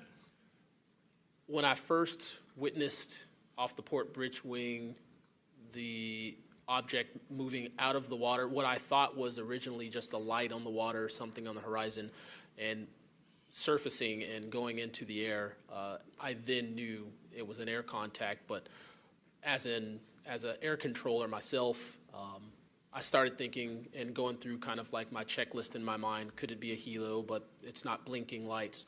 So I then realized this is something I've never seen before. So the speed itself, just going from the horizon to about maybe 3,000 to 4,000 feet in the air, was very slow, slowly rising. And then it sped up. I'm not an expert at knowing specific speeds of aircraft just by visual eye, but I would say probably 1-2 Mach instantly into the rest of the formation. I didn't notice visually with my own eyes the other 3 objects until I went back to my radar and also utilized Sapphire to see that, in fact, there were 4 total. And then again, when they all left after a certain amount of time, it was nearly instantaneous. So you spotted it visually first, Chief, and then went back to your radar, or did you guys spot it on radar first? Radar first, because that was my watch station. And then you went out to the port bridge wing, is that correct? Correct, to verify what I saw on my radar. What range was it at, Chief, when you were able to see it visibly?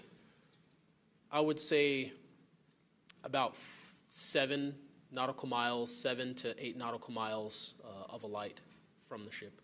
Wow. Thank you. I yield back. I now recognize Mr. Burleson. Thank you, Madam Chair. Mr. Chief Wiggins, you said that it emerged from the ocean. Is that right? Yes, sir. And before it did, it was glowing. It was a glowing object under the water. That part I couldn't tell because it was nighttime at 1915 approximately, and it was also at a distance. So it's very hard to tell the difference between something on the horizon and something surfacing from the water. My personal thoughts after seeing what I saw is that it did in fact come from the water, but I don't have visual evidence showing exactly, that it did in fact come from the water. But I had to go through my process of elimination and try to figure out, was this a ship on the horizon just showing its lights at night, but to see it surface, then it made me question, okay, where did this come from? If it's flying and it's not a drone or anything like that, where was its origin? Where did it start? Mm-hmm. Mr. Knapp, in your testimony and in this document, you detail an event that happened in Russia where their nuclear missiles were activated, and we were close to a World War III at that time, which is startling to hear. It's also good to know that as we have investigated the JFK files as well, that we're learning that that there was a document that was sent between Russia. There was an agreement between Russia and the United States that if they were to see some unidentified objects over sensitive sites, that they would report it to each other. Are you familiar with that document? Yes, I'm also familiar with the rhetoric, public rhetoric between President Reagan and Gorbachev at the time, too, that they traded statements about, wouldn't it be something if we were threatened by something from way outside, how we might work together. I know for sure that they had conversations about it, and I know we did reach an agreement to try to lessen the possibility that us detecting a UFO or group of UFOs would not be mistaken for a bunch of Russian missiles. There were exchanges of that sort that went back and forth. Yeah, and I can imagine this is, to me, the validity of this document is underscored by the fact that Russia would not want this to be known. They absolutely would not want to know, the public to know, or the United States to know, that there was a vulnerability in their missile systems. Would you agree? Absolutely. And, and we had many similar incidents at our nuclear weapons facilities here that have all been sort of swept under the rug, but it's pretty scary when you take down 10 missile silos during tense times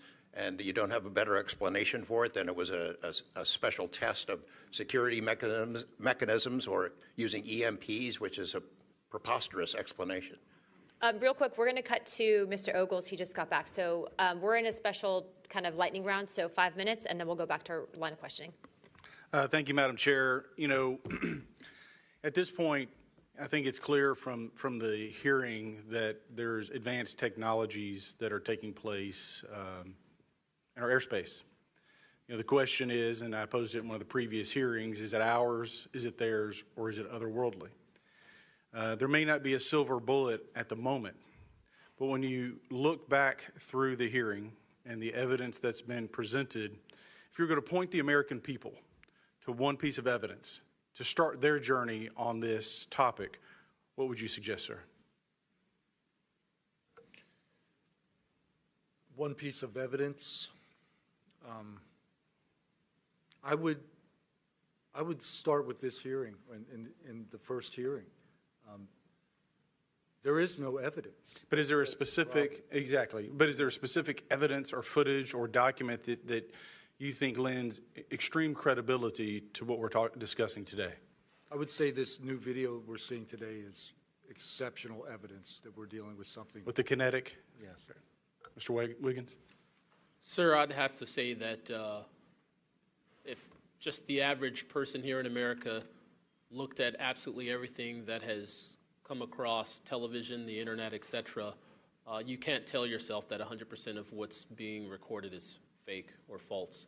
You have to, at some point, understand that there's something else out there.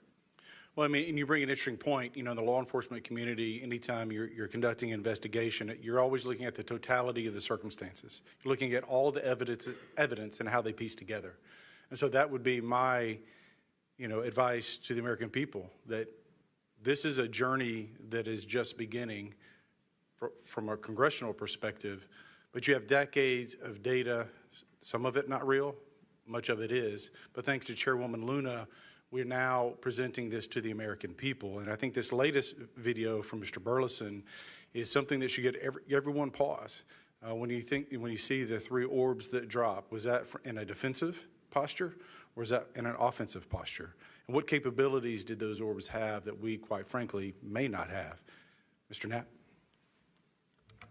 As I mentioned at the beginning of my remarks, what hooked me on the story was the paper trail, these documents that shouldn't exist. We've been told for decades, over and over, there's nothing to it. It's not a threat. You can go about your business. And then when FOIA becomes the law of the land, thousands of pages to the contrary leak out. There's a memo by General Nathan Twining in 1947 when the country was being overflown by dozens of UFOs, hundreds of UFOs, in which he said, look, this is not visionary or fictitious, it's real. These things are craft. They're not ours. They outperform anything we've got. I mean, if you follow the paper trail of documents that they wrote before the military got wise and realized that FOIA really exists and changed their tune and not put things in writing, it spells it out pretty clearly. I'll go refer back to Russia. One incident I did not mention to Representative Burleson is Colonel Sokolov in that Ministry of Defense program said there were 40 incidents where Russian warplanes were sent to intercept UFOs. And they were ordered to fire on them. And for the most part, the UFOs would zip away. 3 of the pilots, though, did fire at these things. Those 3 planes stalled out, crashed. 2 of those pilots died. And after that, the Russians changed the standing order. If you see a UFO, leave them alone. No country in the world wants to say and admit that these objects are flying around in our airspace and there's nothing we can do about it. I mean, who wants to say that? The U.S. certainly doesn't. The Russians didn't either. And I've got to be almost out of time, but Mr. Berlin, then you, sir, real quickly. Yeah, to be honest with you, I think Bob Lazar, and not for the reasons that most would talk about, mainly because Bob Lazar was immediately discredited. They said he never worked where he worked. They said he never did what he did. But yet Bob Lazar showed up with a bunch of friends and a video camera and was filming these test flights in the middle of the desert. So clearly he knew something. Madam Chairman, if I'm out of time, I yield back. Thank you very much, Representative Ogles. I'd like to go back now on our lightning round of questioning to Representative Burchett and then Burleson. Burchett, always number 1. That's what I should be. Number 1 in your heart, number 435 on the chart. That's me. Dylan, knowing you testified to Arrow, are they obfuscating when they claim to have discovered no evidence of extraterrestrial beings, activity, or technology, and are they lying to the American public? As I said before, it's a manipulation of the public perception. The statement, scientific evidence of extraterrestrials, is a true statement. It is not the truth about what is happening and what we have. Would any of y'all like to comment on that further? Mr. Knapp, you're getting edgy. It's splitting hairs. No proof that they're extraterrestrials. What would that proof look like? A piece of kryptonite? What would it be? I mean, we could be talking about different forms of non-human intelligence. I think the dominant paradigm is that they come from outer space, somewhere else, and they have some way that they can cross those vast distances that we can't even imagine doing. But that's not necessarily the answer. So asking for proof of extraterrestrials might not be the answer at all. It's splitting hairs. we don't know where they're from. I don't know anyone who knows the answer for sure. They call them aliens just as a placekeeper kind of a word, but no one in all these programs who've studied this stuff for years, people with much bigger brains than mine, knows the answer for sure. I've talked to Navy folks that some of the deep sea areas, they think there might be something there that they're here, and I don't know when they got here. Another point that needs to be made is every time, we say we're going to back engineer or whatever you want to call it, these craft, I always say, like, it'd be like if you took I ride motorcycles, but if you took like an Indian or a Harley to the people that came over here on the Mayflower, they'd see a bright, shiny object. They might polish it. They might get it started. I doubt they could. They couldn't work on it. They couldn't put fuel. They wouldn't be able to have the capability of putting fuel in it. I just think that's we're scratching at something that we don't have any knowledge of, and that's why it's just taken so dadgum long. But they do know, first one that cracks that code, it's over. I mean, it's energy, it's power, it's everything. And I worry too that in the wrong hands that they do that, they keep it from the rest of us because they're so invested in whatever energy sources we have here that their billionaire buddies are going to profit, and they can't retool because they know once it's out on the internet, it's over. And so I think there's a lot of things going after it, and I think that's why the move to discredit folks is so rapid too. I think, they point to them and they put the dogs on them, and it disgusts me. There's a price to be paid for that too. The Russians and Chinese are trying to figure this out as well, but they don't have the same kind of stigma. They tell their best scientists and engineers, get in there and work on it. And they've been doing it for a very long time, might have a head start on us. Here, we don't have our best scientists and engineers working on it because they've been told it's nonsense. The stigma is very real for people like that. I agree. Yield back, Chair Lady. Thank you. I'd now like to recognize Representative Burleson. Mr. Nusatelli, when you heard the testimony of Mr. Knapp talking about these missiles were shut down or turned on in Russia, does that remind you, when you hear these stories, it's got to remind you of the event that happened on your base? Absolutely. There are many accounts of incursions of this type taking place. I believe in the 60s we had a similar incursion in New England, and same thing happened. There were these objects coming over the base at low altitude, 200 feet over the base security police, and they were scrambling fighters, and then the objects would just fly off, and that went on for weeks. So the historical record has laid out that there's a pattern, that our installations are visited by these craft. They come in and do whatever they're doing, and then they leave. And we don't know how to respond. We don't know how to protect the installation. So that's why we're here. When you first heard, and we're having to report on these incidents that were being witnessed by other individuals, did you believe them? Did you yourself believe it would be true until you saw it? Yeah, these are people I've worked with for years, deployed with. I was in some of their weddings. These are people that I worked with every day of my life. Usually when the events were occurring, we were all together. There'd be 40, 60, 100 people on duty during these encounters. Really? Yeah. All seeing it at the same time? Yes, these encounters were playing out while we were on duty, and we were responding and investigating in real time as they occurred. And as you said, the importance of your operation was highly important because they said it's the most important in 25 years. The research that you were conducting. For that particular launch, we had 500 Air Force police officers guarding the launch. 500 people. It was that critical. Wow. But had this thing showed up, we wouldn't have been able to do anything to prevent it showing up. Real quickly, can you just redescribe size and whether or not you heard anything? It was how big, wise? The two square objects were at least as large as a football field. The second encounter, they think it was much larger than a football field. We're talking like flying buildings. The object I saw was about 30 feet in diameter. And to confirm, you were not the only person that saw this? Correct. I think I was also told that there was also reports of this in a police blotter in the area, Can you confirm that? Yes, that's the documentation that I maintained from the original event and turned into Arrow and the FBI. Okay. Do you have any more, Burleson? No, Madam Chair, I just want to reiterate to the American people that if you're frustrated, so are we. We're extremely frustrated. We've been, the 2-3 years. I can only imagine how frustrated Mr. Knapp is or Danny Sheehan is, and the amount of time that you guys have poured into this to try to get answers. I mean, Masson is back there. He's been pouring to try to get answers into this. I hope that you all see that we're committed to this, and we're going to be scrappy about it. We may not have the direct authority, but I can assure you, Representative Luna is about as scrappy as it gets. I wouldn't want to scrap with her. But that being said, I think that if the American people want to see answers, we need action. We've had the hearings. It's time to take action. It's time that we pass Tim Burchett's Whistleblower Act. It's time that we pass the UAP Disclosure Act. And I think that we've had a lot of talk about this. It's time for action. Thank you, Burleson.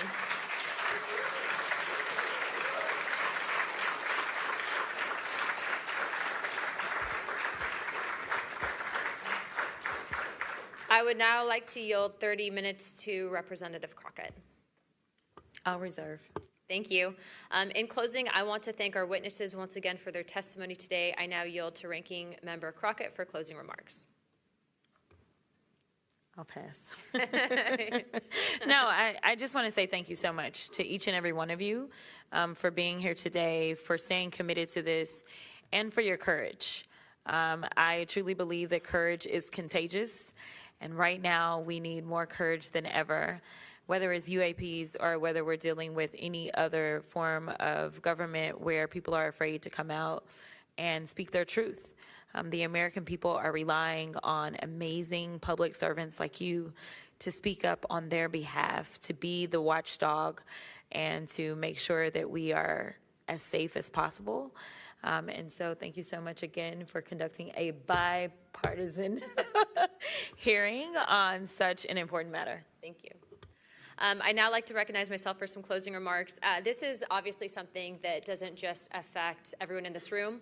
I can tell you that specifically for where I represent in Pinellas County, Tampa Bay, and Florida as a whole, there's many sightings, many questions, people reporting this, but I'm not the only one. I was also told by Representative Biggs, as well as our great representative from Alaska, that these are not isolated instances, and so it does give us reasoning to provide investigative inquiry into these topics, but also I would also like Mr. Spielberger, if you could actually review and see if your organization would endorse the Whistleblower Protection Act that Representative Burchett has. I can tell you that I will be signing on to a letter, as well as I'm sure many other members of this task force, and we hope that the ranking chairwoman, or my colleague here, Representative Crockett, as well as our Democrats that were here today, consider also signing on to that, as we do feel that it is time to ensure that our whistleblowers are given adequate protections and that people like Mr. Borland are not facing retribution in the way that they have been. With that being said, with all that and without objection, all members have 5 legislative days within to submit materials and additional written questions for the witnesses, and which will be also forwarded to those witnesses. If there are no further business, without objection,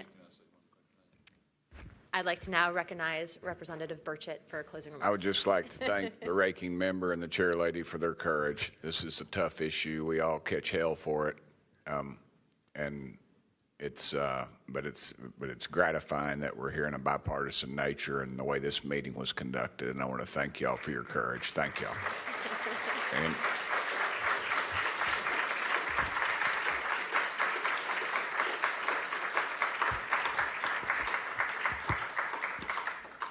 without objection, the task force stands adjourned.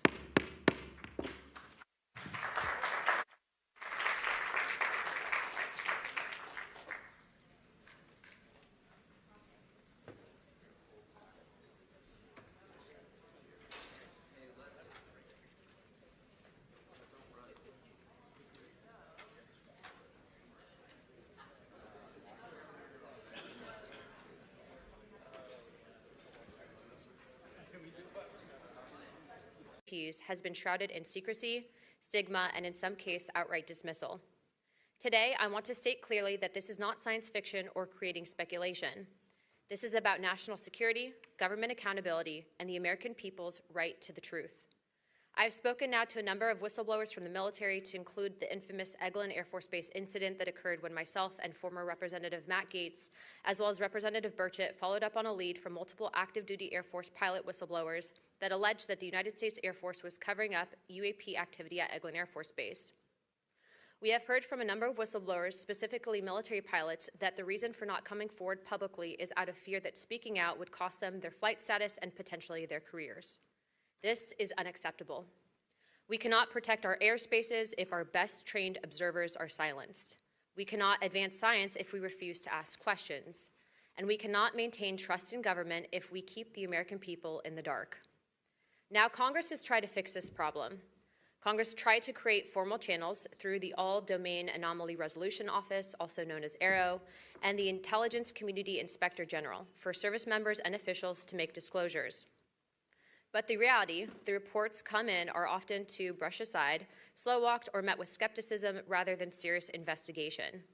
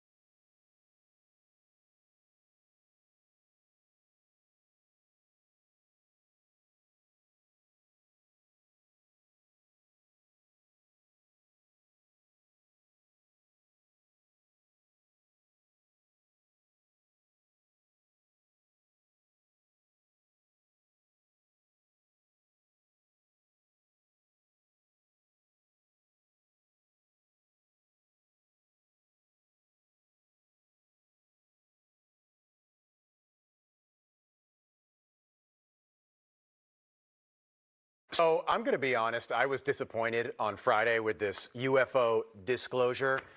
Even the new name bothers me, how we now have to call them UAPs and not UFOs anymore. Like, guys, the name was fine. Just like they are still homeless people, they're not the unhoused. Democrats want us to call them the unhoused. They're homeless, okay? They don't have homes. They're homeless.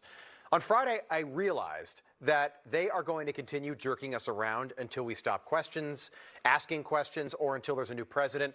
On Friday, we got 160 files, 28 videos, and 14 really blurry photographs, all bad videos that could be anything.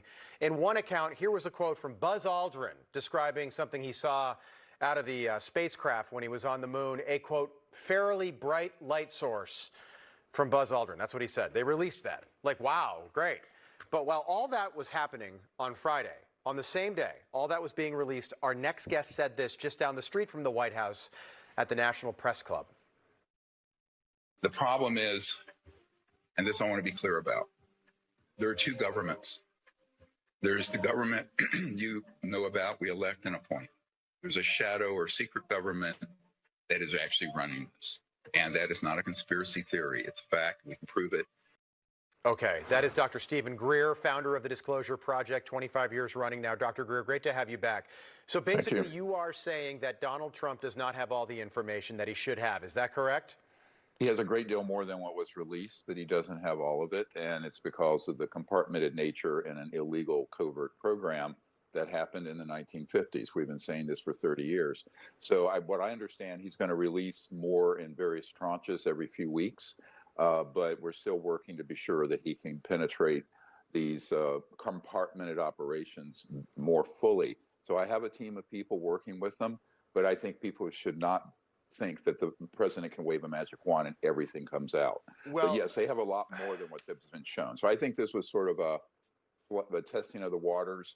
But our archive, the Disclosure Project like archive, a testing has of a the lot waters, more. Dr. Greer. I'm sorry. Like, how many times are we going to do this since Roswell in the late 1940s? Like, Oh, what no one's is more so frustrated than me. No, yeah, I mean, look, I gave up my medical career. What is so mind-boggling in these files that they don't want humanity to know about? And by the way, they don't have the right to make that decision.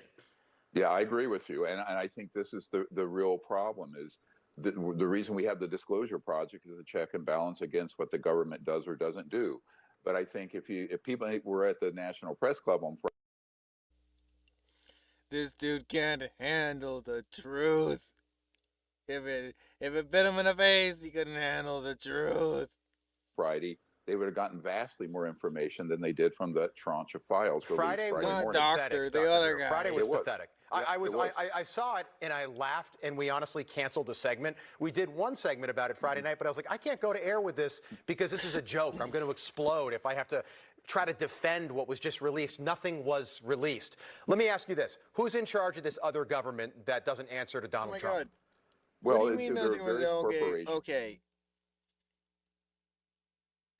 What the fuck kind of attitude is this?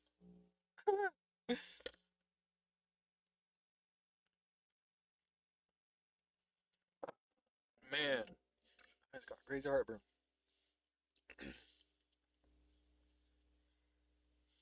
But, so what I wanted to say about what he's trying to say, like, nothing's been released. Dude, a lot's been released.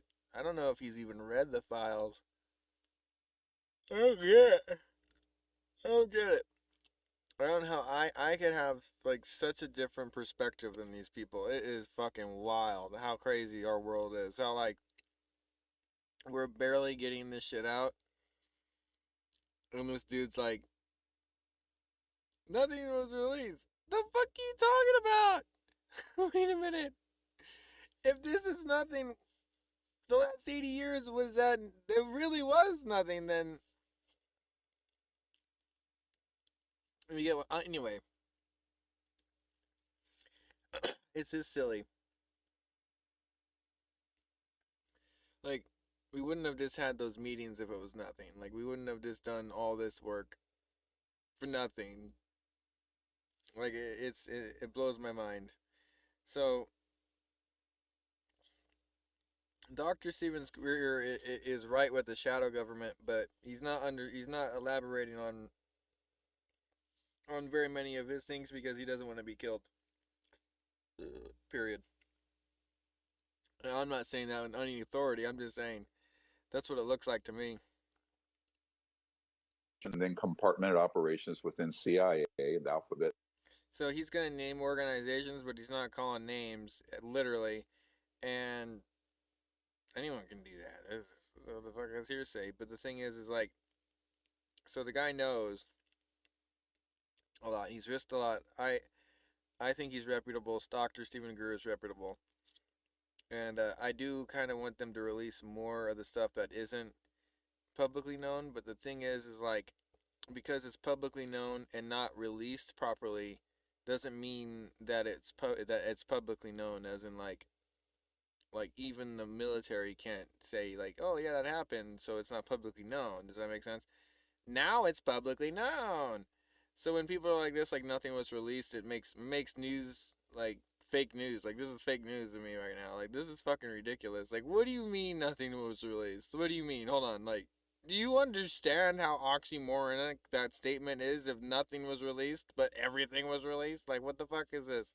Like, how many more things do you need? You got transcripts. You have videos of Apollo moon landing footage. What do you need? Like, what do you need? What do you want to hear? Is the thing, because everything is real, but what do you want to hear? I want to hear what he thinks could be so crazily hidden. Does he even have an imagination? And half these people who don't even understand how deep it could get, there's a reason why it was compartmentalized. And do you think it was for our benefit or for the other op or whatever you want to call? So we better be careful.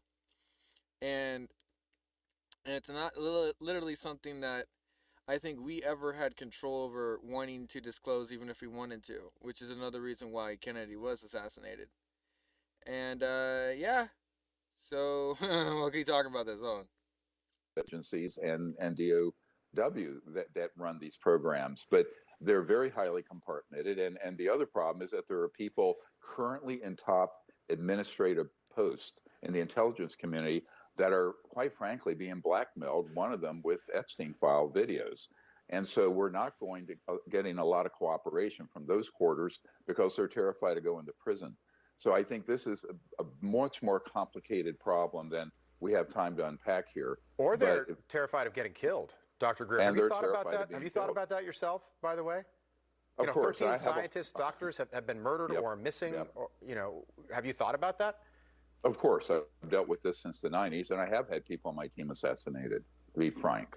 And so, yes, I mean, it's something, of course, in my family and I are aware of. But the bigger problem is, what does the president really have currently? I know some of what he has. It's a lot more than what you saw. They have material. Well, okay, then let me just, in the interest of time, and I don't want people at home to get upset. I'm not meaning to interrupt you, and you and I are friendly off the air as well, but I just want to get this. What is it? What is coming that they couldn't release Friday, that they've got to wait like 3 weeks before we get like, ooh, a picture of an alien or something?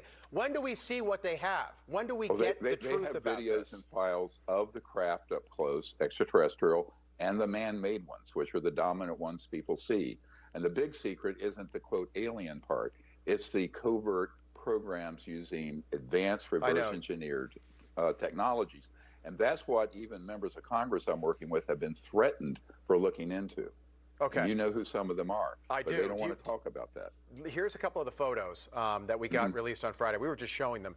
I mean, I saw this stuff, and I was like, who took this? The same guy that filmed the Sasquatch thing from the 1960s? Like, oh, they're like, oh, look at that. That looks like something we saw in Egyptian hieroglyphics. I was like, no, it doesn't. That looks like an error through the camera or something. Like, what is, that's nothing right there. Okay. Let me just ask you this. I agree with you. You called Friday a trial balloon. I can buy that, okay? And that a lot more is coming. So what specifically, besides what you just told me, do you think is coming? And why this like slow release of whatever it is? Because there are people around him, like former aerospace CEO Bob Bigelow, who are saying do a soft release, don't rattle the cage too much, don't upset people. And so they're doing this sort of trial, small release. And I don't agree with. So another thing with that is I think it's a failsafe. I think it's now because people are starting to go missing and die. I think it's time. I think even the president's like fourth assassination attempt is like he's like, it's time. He's like I've never seen so many people trying to kill me for no reason, and it has to be this alien shit because it's the only thing that actually ended another president's life recently in the past, not just for ending slavery, because that was fucking Lincoln. And I mean, it's just crazy, like the amount of presidents that's died in office that it's linked to UFOs is higher than the percentages of assassinations in general in office, which is kind of crazy to think, isn't that? So like, why wouldn't there be like scaredy like release tactics? Like, what the fuck? Again, like, wow, like we're just gonna sit here and like put out 4 terabytes of some shit, and then China gets it, and then like they release some like nothing of their files, and then they just what, commandeer our shit, say we're lying, and then what? Where are we at?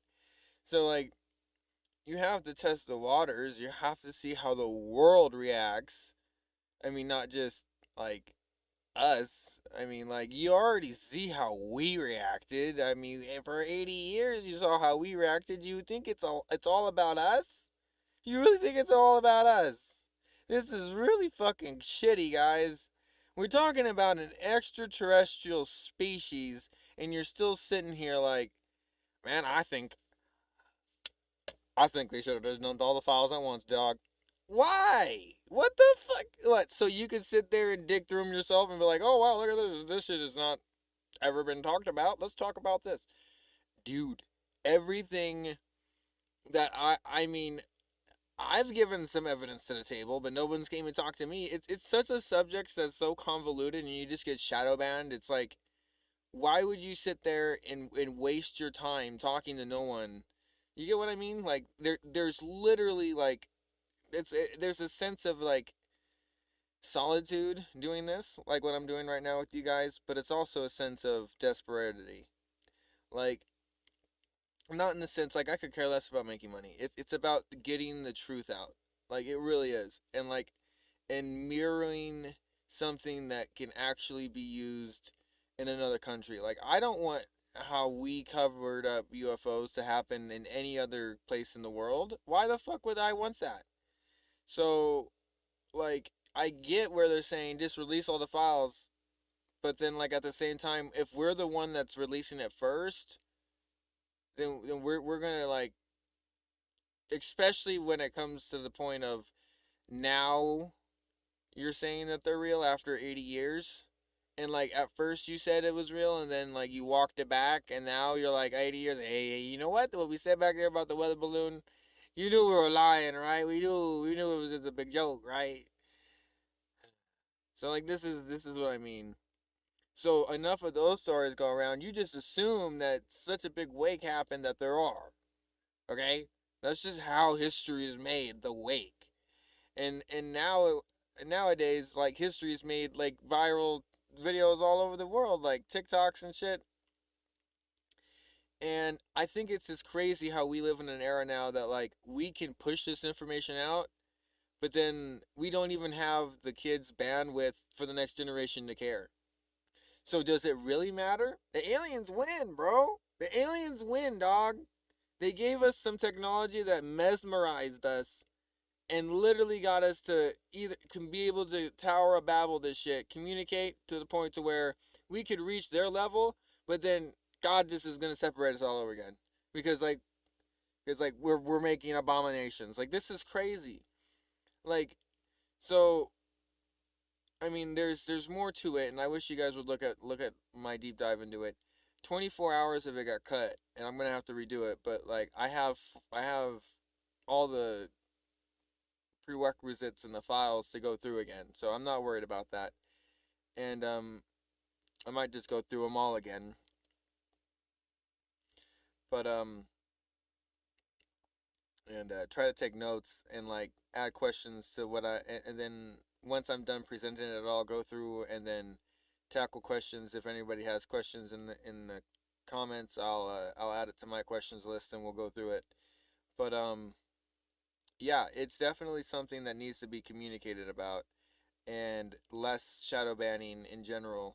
But that's the dark government. So you got to understand that like they're threatened to take people like me down. Like, they want the news to come out, but they're like, we don't want to go kill this guy because it's more trouble to go kill this guy than you just, if no one hears his shit, then like if a tree falls in the forest, does anybody, like, no one's around to hear it, does it make a sound? Or like if a bear shits in the woods, does it smell? Like, do we know? Like, or is it just a thing? Like that's the whole concept to any of this, like, philosophy to this stuff. Like, it really is boils down to philosophy because then, like, people want to play like, if we can't do this, and it's the only two things are, it's us, an adversary, or God, or extraterrestrials, then we better be pretty quick in figuring out if it's us. And then when we can verify it's not anybody else, then we can either determine whether it's God or aliens. Like, can we talk about this? Like, nobody even really, I think, in that last thing we watched, like, no aspects of holy divinity in it at all. So, I mean, fuck. The UFOs came down and stopped the nuclear apocalypse, and we're not talking about divinity here. Like, I mean, it boils my mind down to, like, nothing. Like, what matters? Like, if you guys can't see actually what's happening. Like, and you want to talk about national security, but nukes isn't security. That's death for everyone. Nobody wants that. Not even them. It's not even somebody who gave us technology to brainwash us, to make us destroy ourselves, want nukes. You know what I mean? Like, not because it's something that they can't, like, handle. They could just suck up radiation from the sun, dog. Like, nothing matters that we do. So, like, that's what I want people to understand and take away from this. That, like, your life is meaningless. Like, when it boils down, not like that, not like theoretically, like, what you do matters. Don't get me wrong. It's just, we have no capability. We have a particle beam that Tesla made that got taken in the 80 trunks of files. Like, that weapon is the only thing that we have to attack these entities, if you want to call them evil or not. And I think there's a 50-50 chance, heads or tails, if it's evil or not, just because of the convoluted, they're not talking to us, and they're not saying what they're doing. So, more likely, is it a thief in the night that came and didn't steal anything? It was just scouting? Probably. But is it a thief that maybe doesn't want to steal anything that, like, it doesn't already have? Like, it just knows? Like we're already owned? Like, it's just waiting for the time to come and, like, get what it wants without...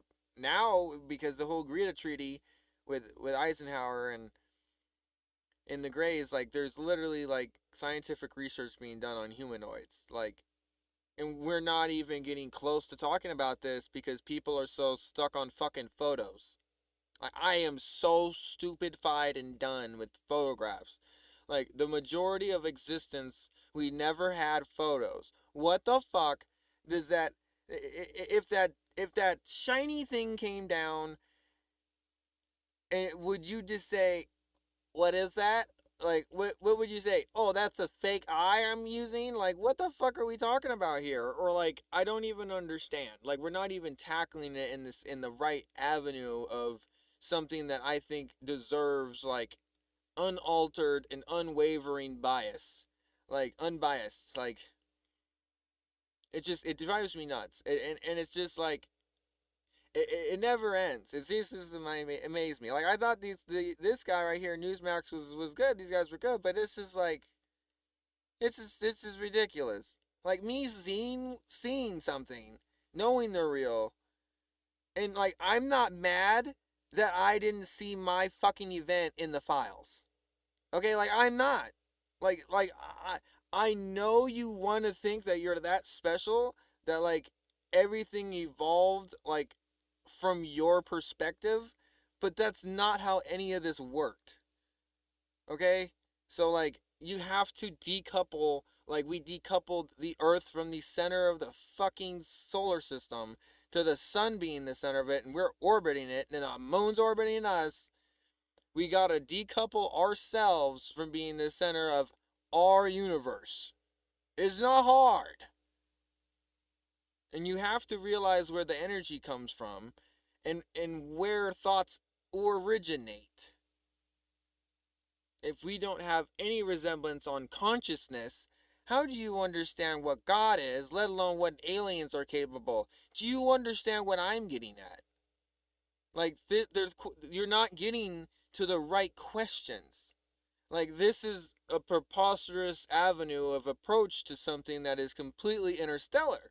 How could you approach it with literal avenues of this world? You cannot. It's showing you this. And we're still here. That's why we're still here. Because they don't want to proceed because they've given plenty of fucking evidence. And, like, we don't need to sit here and believe somebody else's story. You could look inside your soul. You could have a certain connection to God, the bridge, the Akashic record, and understand that there is something else. How the fuck it works? We're working on finding that out, and I'm sorry we don't have a blueprint for you fucking dumbasses who think that it's that easy and you want to... God gave you a Bible. If you wanted something that easy, go read the Bible. It's pretty close. Do you want to sit there and have perfection? Then go audit it. Go find out history and figure out what made it.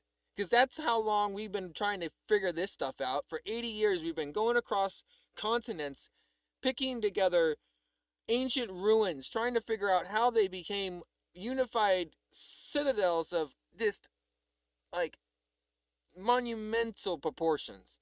Just galactic. And we're sitting here thinking humans did it. Like, that right there is the bias in which when I was born, somebody wiping my ass, they weren't gonna... The thing is like, you're not gonna teach that baby to build the pyramid. There's just no way. So, like, how are we, like, this naive to think that, like, oh, well, I'm 30 years old now, I can build a pyramid. Dude, you're fucking high. Like, it's just crazy that the amount of evidence, the mounting evidence of it's not even like, it's like more than 12,000 years old now is surmountable. And we can't even get there because the mainstream archaeology is connected to the same dark government as UFOs. Why? Because it needs to be. Do you understand that there's a paper trail of this stuff? That it doesn't take very long to understand that there's certain names that are involved, like Smithsonian, certain institutions, like intelligence agencies, for instance, CIA. I mean, if Jeffrey Epstein was in the CIA, can we look into the CIA a little bit? I mean, come on. Like, I get it, they helped with Iraq or Iran right now, getting that airman back, or the fucking colonel or whatever, bro, like, this is... We're talking about trillions of dollars of fraud money, in my opinion, because we weren't told where it went. Like, if anybody cares about any resemblance of transparency, we need to have a full accountability to where our money is going. If we don't understand that part of it, then we will never understand what it actually went to reverse engineer. Do you understand that? That is why I'm so interested in the fraud thing, because it really is like, then the pot called the kettle black. Because then if our government starts telling people about fraud, they're just going to point back at them and say, yo, you got a secret government, what the fuck are you talking about? And nobody wants to talk about that, because everybody's so happy about fraud being taken care of. So, in that, I don't think anybody expected that. I love it. I love it. I mean, I expected the Patriots to. I didn't think it would be, like, an open-armed, like, ceremony across everywhere. Like, Sky Australia is like, fraud is being found, thank God. Like, oh my God, like, this is insane. Like, and then the UFO fucking files drop and they're like, oh my God, there's nothing new. And they're like, wait a minute. Can we solidify the pretext of what we've leaked or whatever? I didn't, or whoever leaked or whatever. You get what I mean? But like, and then once that's figured out, then we could start tackling the stuff that maybe has never been talked about. Because we've had thought exercises over this. You get what I mean? Like, there's just little latency with this stuff with me. Like, I really can see right through all this shit. And it really is like, I would wish I wish there was somebody like me that was around that could tell that kid, that inner me that saw this UFO, what I know now. And is able to understand as much as I have studied within all the years in between, including going to the Air Force and working on AWACS, airborne communications and electronic mission systems apparatuses, having a top secret security clearance, understanding everything that could be compartmentalized and how it works. Okay? I wish I had somebody like me. And I'm still fucking skitzed about this subject. Skitzed. Just not even there's like, not like I can't sleep at night, kind of can't sleep at night, but like mainly because I don't sleep. Like there's this, like, I have this I have to like unalive myself. I have to like literally like think to the point of exhaustion, or like play games to the brink of collapse, and I'm like, I need to do this or I'm gonna like get diabetes or some shit. Like, I don't know, like just something stupid, you know? Because like people be saying like lights or some shit in jail caused like diabetes because you didn't get sunlight or some dumb shit like that. So I'm just saying, like, no, I get plenty of sun, you could tell, but like it's just kind of funny. Like, I've never heard that. So I don't know. I just thought I'd randomly throw that in there. So, yeah, if you got diabetes, make sure you change the light bulbs. I don't know, bro. Some of the shit you hear. So, like, you just gotta remember to trust things that you want, but then verify that it's true. Like, that's the whole motto of the airmen.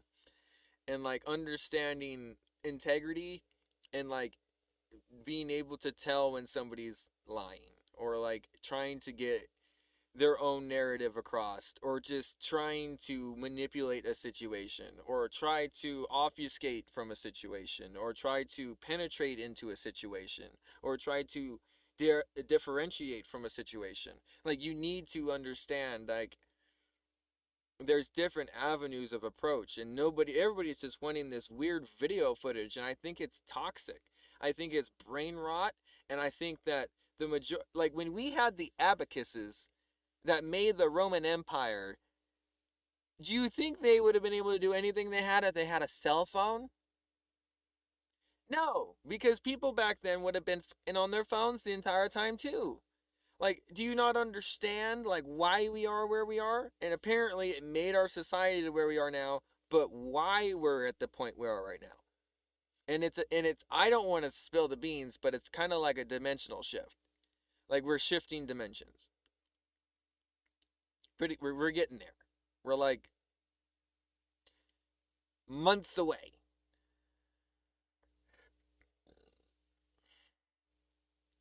Don't quote me, but apparently August. And that's what the chemtrails are in the air for. It's aluminum sodium dioxide or something like that.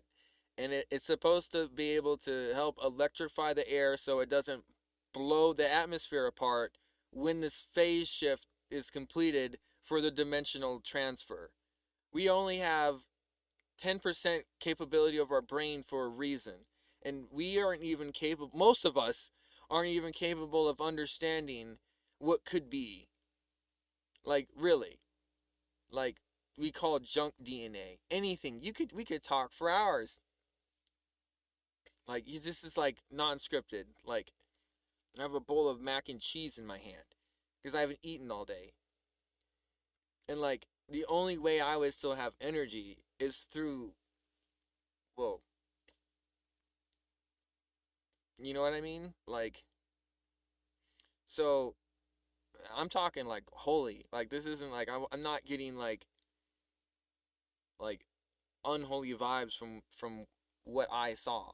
Like, I was in awe, and I was comforted by the situation when I was young, and I have a witness to it.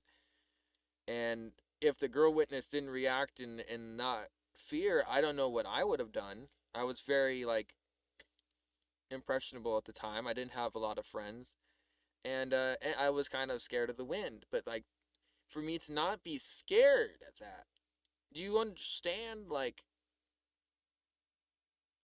the amount of grit it takes to say this stuff? Like, and it just not, I don't care, because how many times I've pretty much almost died in my life? Like, what's another tick on the box? Or what if the box is fully checked? You know, like those are everyday questions. Everyday thing. Like, it was getting to the point to where I thought that I would have to fight that fight along with Dr. Greer and everyone else all alone for my entire life. And now all we have is people like this on platforms of almost nearly 3 million people who just seem to think they want it all now.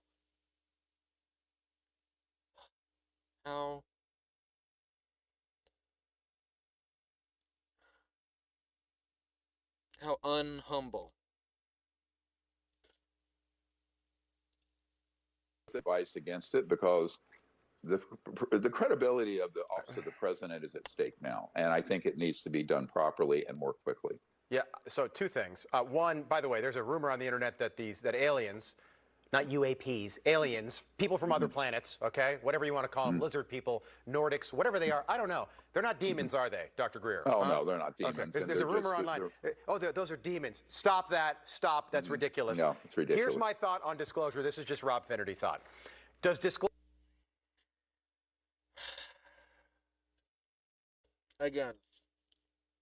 Like, again.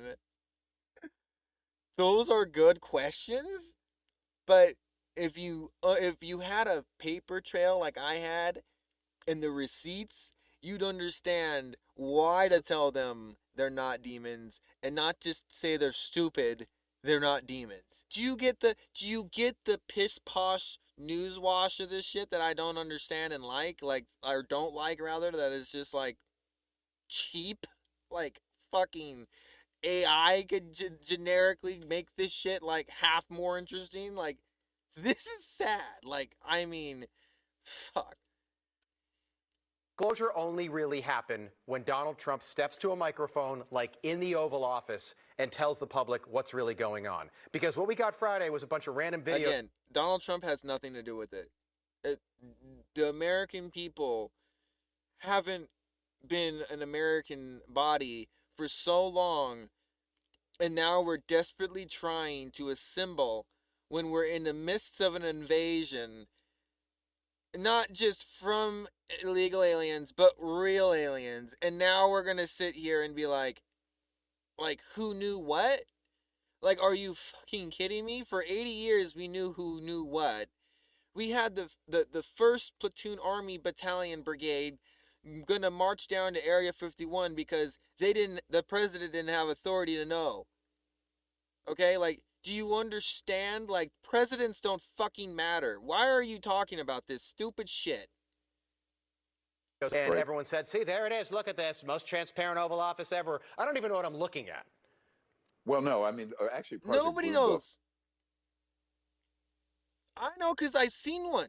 Do you understand that this is completely fucked for the people who actually seen shit? This is terrible. This news coverage is shit. In the 60s released better information. My archive has better photos, the 60s released better information. Sure, you know why? Because it wasn't that old yet. Because they were scared that the government might actually get fucking wind of what they were doing and actually be held accountable in their lifetimes. When that left, it got bad. And we can't figure out when it got bad? That's bad in itself. What do you mean? Like, do you understand, like, how bad it must be that we are barely releasing when we were in the Cold War midst of World War III nuclear apocalypse, we're just now releasing those. When the other team had that information, the other president of Russia had that information, but the American people were held silent for 40 years after that. Like it was fucking AIDS or some shit. Like, I've never seen anything like it, and now, yes, I get it, you want more. We all want more, but this isn't how you get it. This is disgrace. We fought so hard to get this topic on the fucking air, and this is how we act? This is despicable me shit. Camera at home undeveloped that has better photos. I'm fucking crashing out, but I think I have a valid reason. This is despicable. They're just going to lose credibility if they don't step up to the plate and release what some of the information I know they have. I know that Secretary Hegseth and other people have obtained more distinct evidence, but it's not being released. And so I think you're right. I think we need to demand that they not try to gaslight us on this. Well, just be honest with us. Don't tell us Right. you're going to do one thing and then release that in a Correct. four-word quote from Buzz Aldrin saying, "We saw a fairly bright light." Thanks, Buzz. Great stuff. Dr. Greer, good to see you as always. You're tip of the Good to see spear you. on this stuff, and I really appreciate you you keeping us informed. Thank you. Stay safe. Thank you. Information. Truth is freedom. Is news. And another thing I want to know is, are we all getting the same files? Like, is there any way that, like, there's an like a bracket top clearance, a declassified top secret clearance version of these? That's why we didn't release all these yet. You have to understand that, like, we are given not only in the files, we're given a whole playbook. We're not just given the real. We're given what they are, why they're real, where they came from, what's going on, and, like, you guys are sitting here like, we want more. I am just... You don't deserve it. You don't deserve to see it. That's why. Did you ever think about that?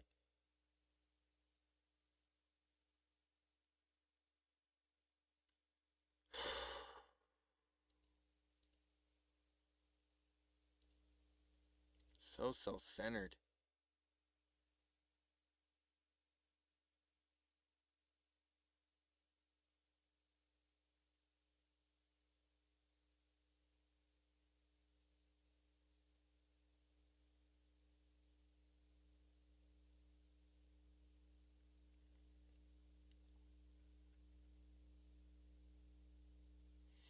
It's like the thing they say, don't meet your heroes because they'll let you down. One of those things. Like, I've always wanted to talk to all these people, like Dr. Stephen Greer, all these, Tyler from Secure Team, all these different people, but then it's just like it's made me, like, become what I wanted them to be.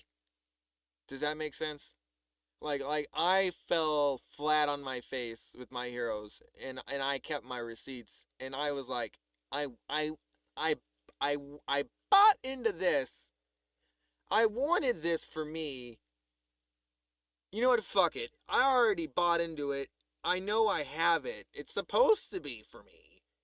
But apparently I didn't think it was like 100% like what I bought, I guess. Does that make sense? It's just like, not like almost like a buyer's remorse, but like just the fact of like not understanding how they could be so naive. Like, really, like, I mean, if it's been a secret this long and they can move as fast as I've seen them 13 years ago, there's no catching up to them. Do you understand? Like, there is like zero chance. And like the mere fact that if we get close is because they want us to. So, yeah, they wouldn't be demons because demons wouldn't want us to do anything like that. Yeah, better ourselves? Fuck, why would a demon want that? I live with a schizophrenic person who is possessed by demons, and they don't want anything but the death of police officers and CIA intelligence. So you tell me what that is.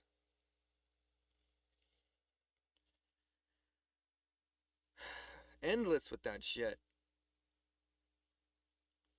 Fucking Zyprexa and some other mood stabilizer. Fucking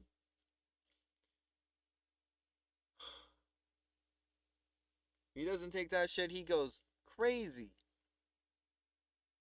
And like, he's got a reason. What is everybody else's reason for being so self-centered and crazy?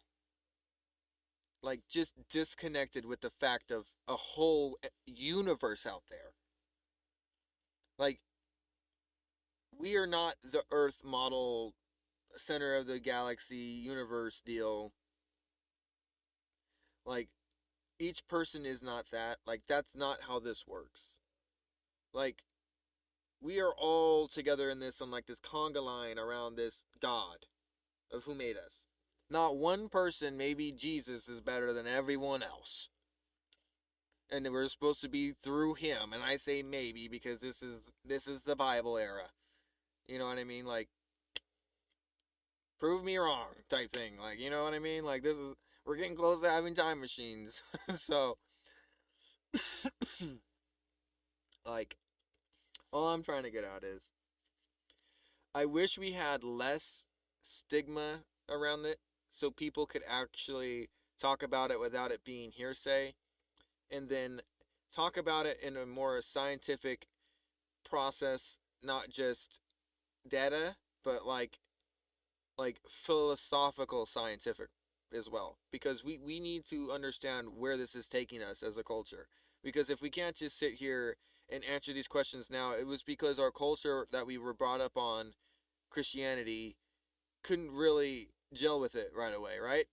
Some people say that aliens are the death of Christianity. I don't necessarily believe that, but I could understand where you could think that, but like that's not the truth.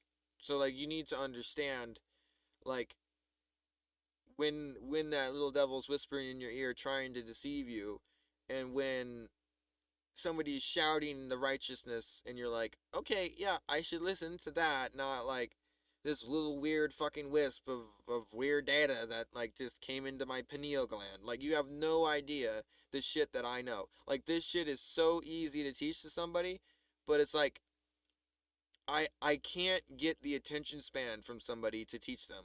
Literally. Like, that is literally the problem. So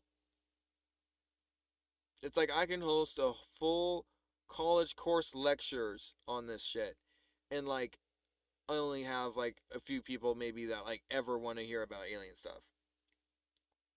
Why? I don't know. Like I try not to be so weird about it. Like I'm trying to just approach it by facts and not like hearsay or gobbledygook or like, you know, politics or whatever, dude. But like when they said in that Congress thing, when it's a bipartisan thing, when both sides are wanting transparency, you got to understand that it's time, and that we need to focus on that it's happening, and that we need to just reinforce the fact that it's coming out. Thank them for doing what they're doing. Thank them for taking the opportunity to actually correct a major damaging strike on our reputation of lying to our civilians for so long. If you lie about something so simple, what else are you lying about? That's the shit people get irritated with. And we have to fucking have things like MK Ultra dropping acid in the whole town's water supply, watching the civilians froth at the mouth, and we're gonna sit here and call that science. That is the shit that our taxpayer dollars has paid for. And we're supposed to sit here and act like it's hunky-dory, like they will never do anything bigger than that. They will never touch a bigger town. They would never try to touch the world. Never.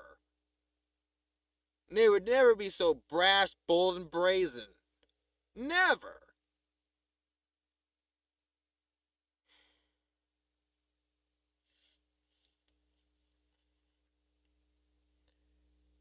Okay, so anyway, I've been let's see how long we've been streaming about this. It's probably been 2 hours now, something.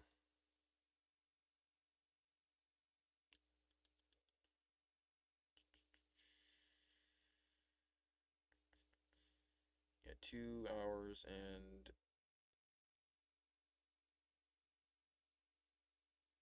3 hours, basically. 3 hours here in a couple minutes. And it's turning 2 o'clock.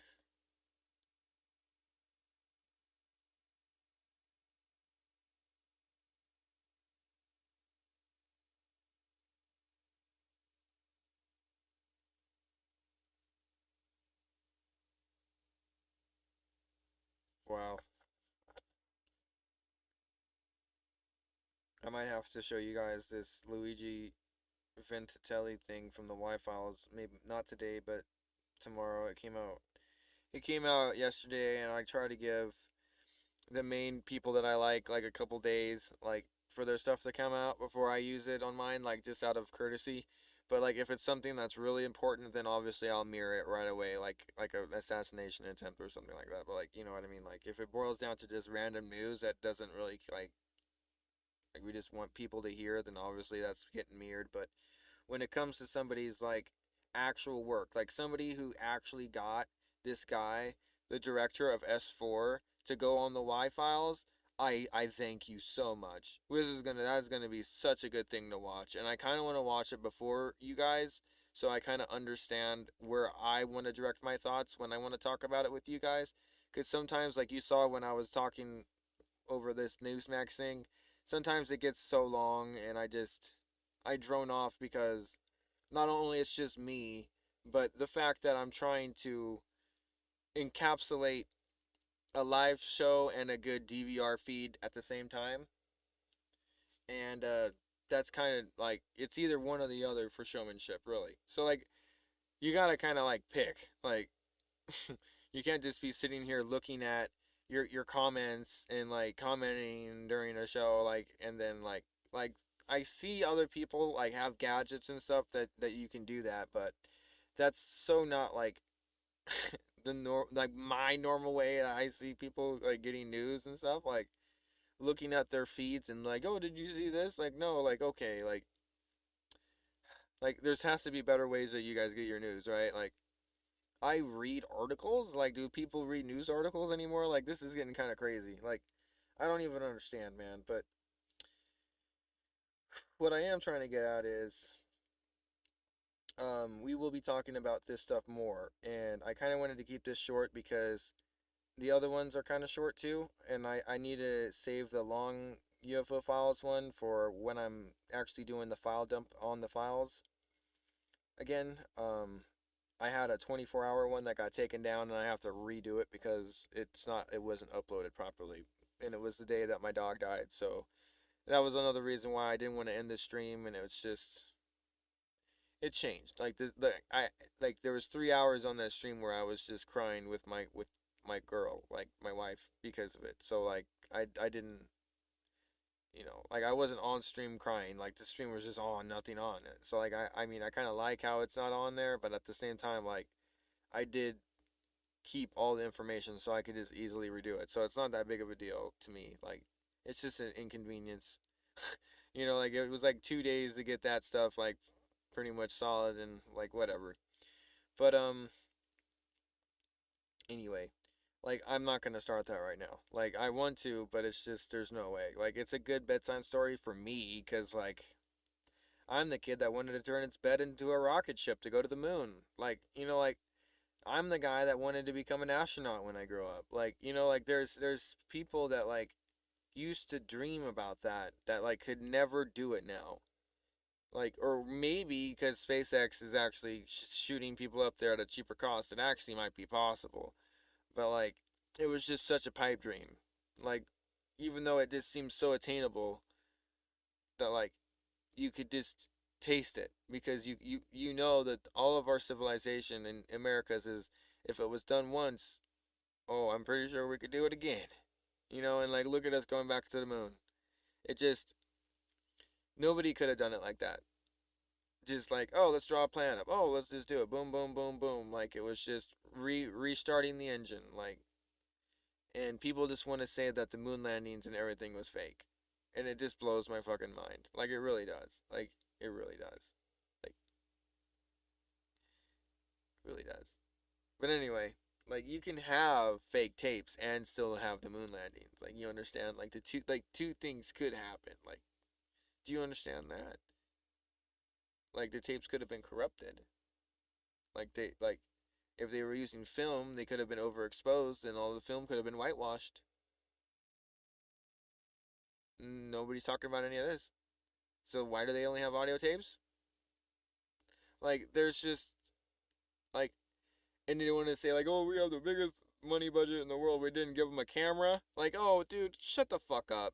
Like, I'm so tired of that statement. Like, Neil deGrasse Tyson, fucking shut the fuck up.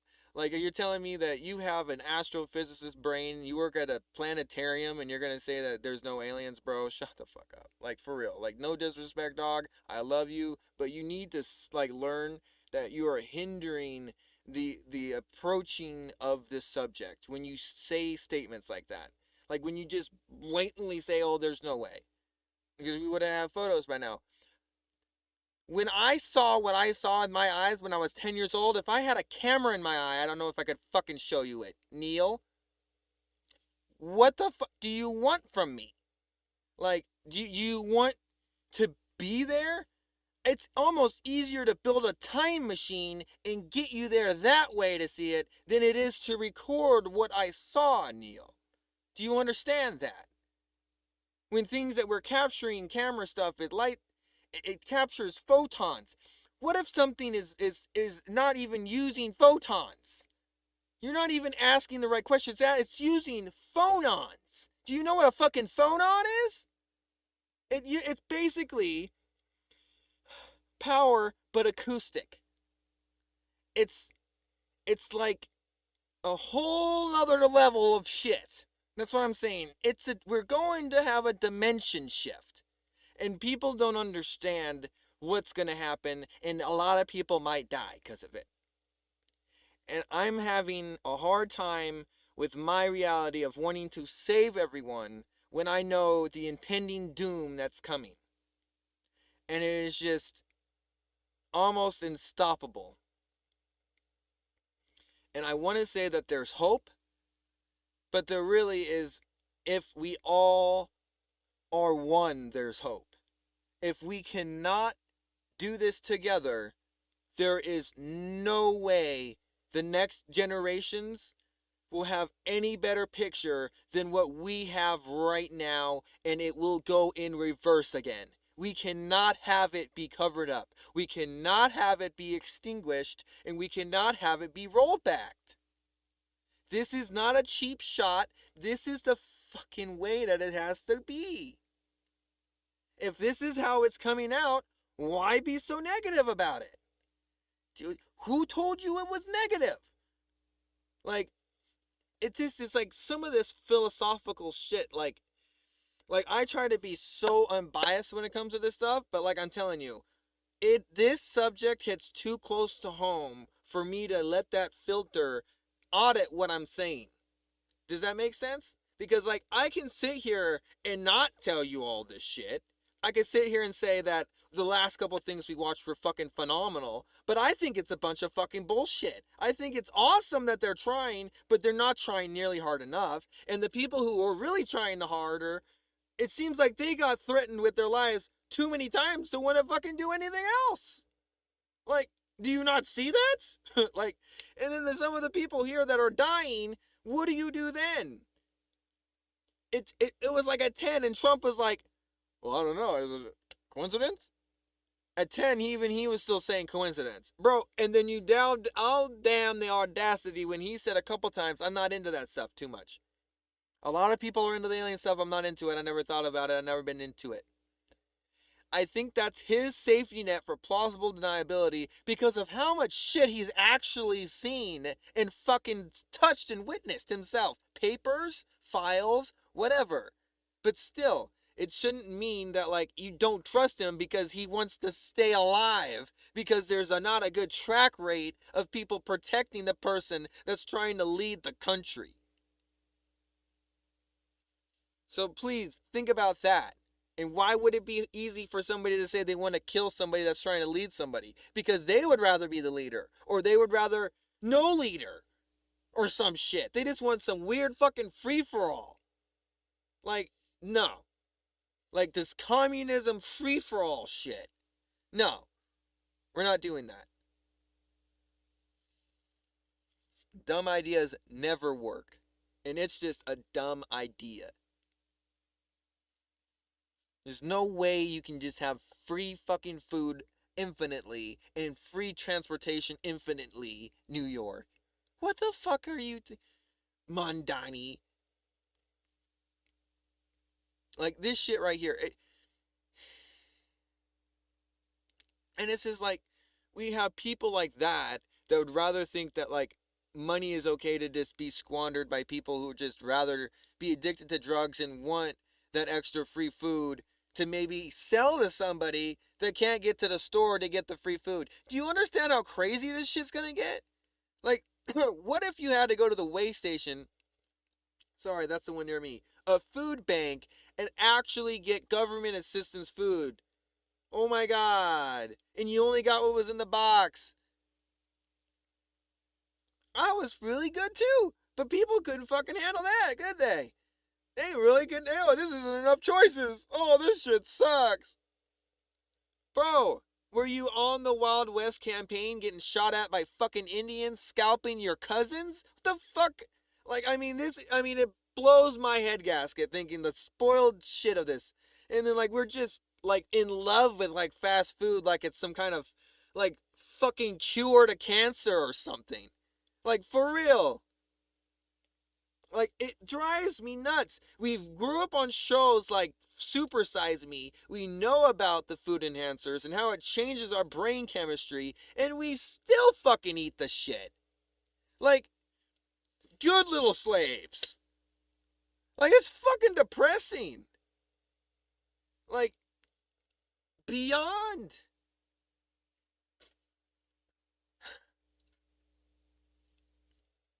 Wonder why things get cancer. You wonder why things go wrong. Because your body is being attacked constantly.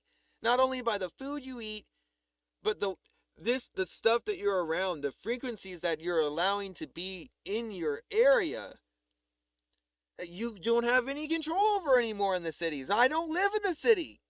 You can't pay me to live in a city. Damn. It's not safe. Maslow's hierarchy of needs are not being met. Look it up. I already did a lecture on that.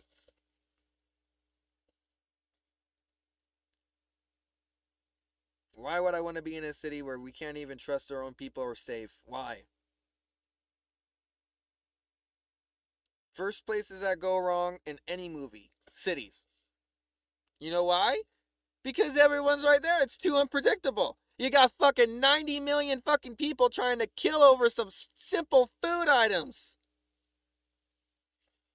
You don't have any ability to hunt for yourselves at all. You're sitting there, open season on cannibalism to stay alive. Why would you want to be in a fucking metropolis? Fucking depressing.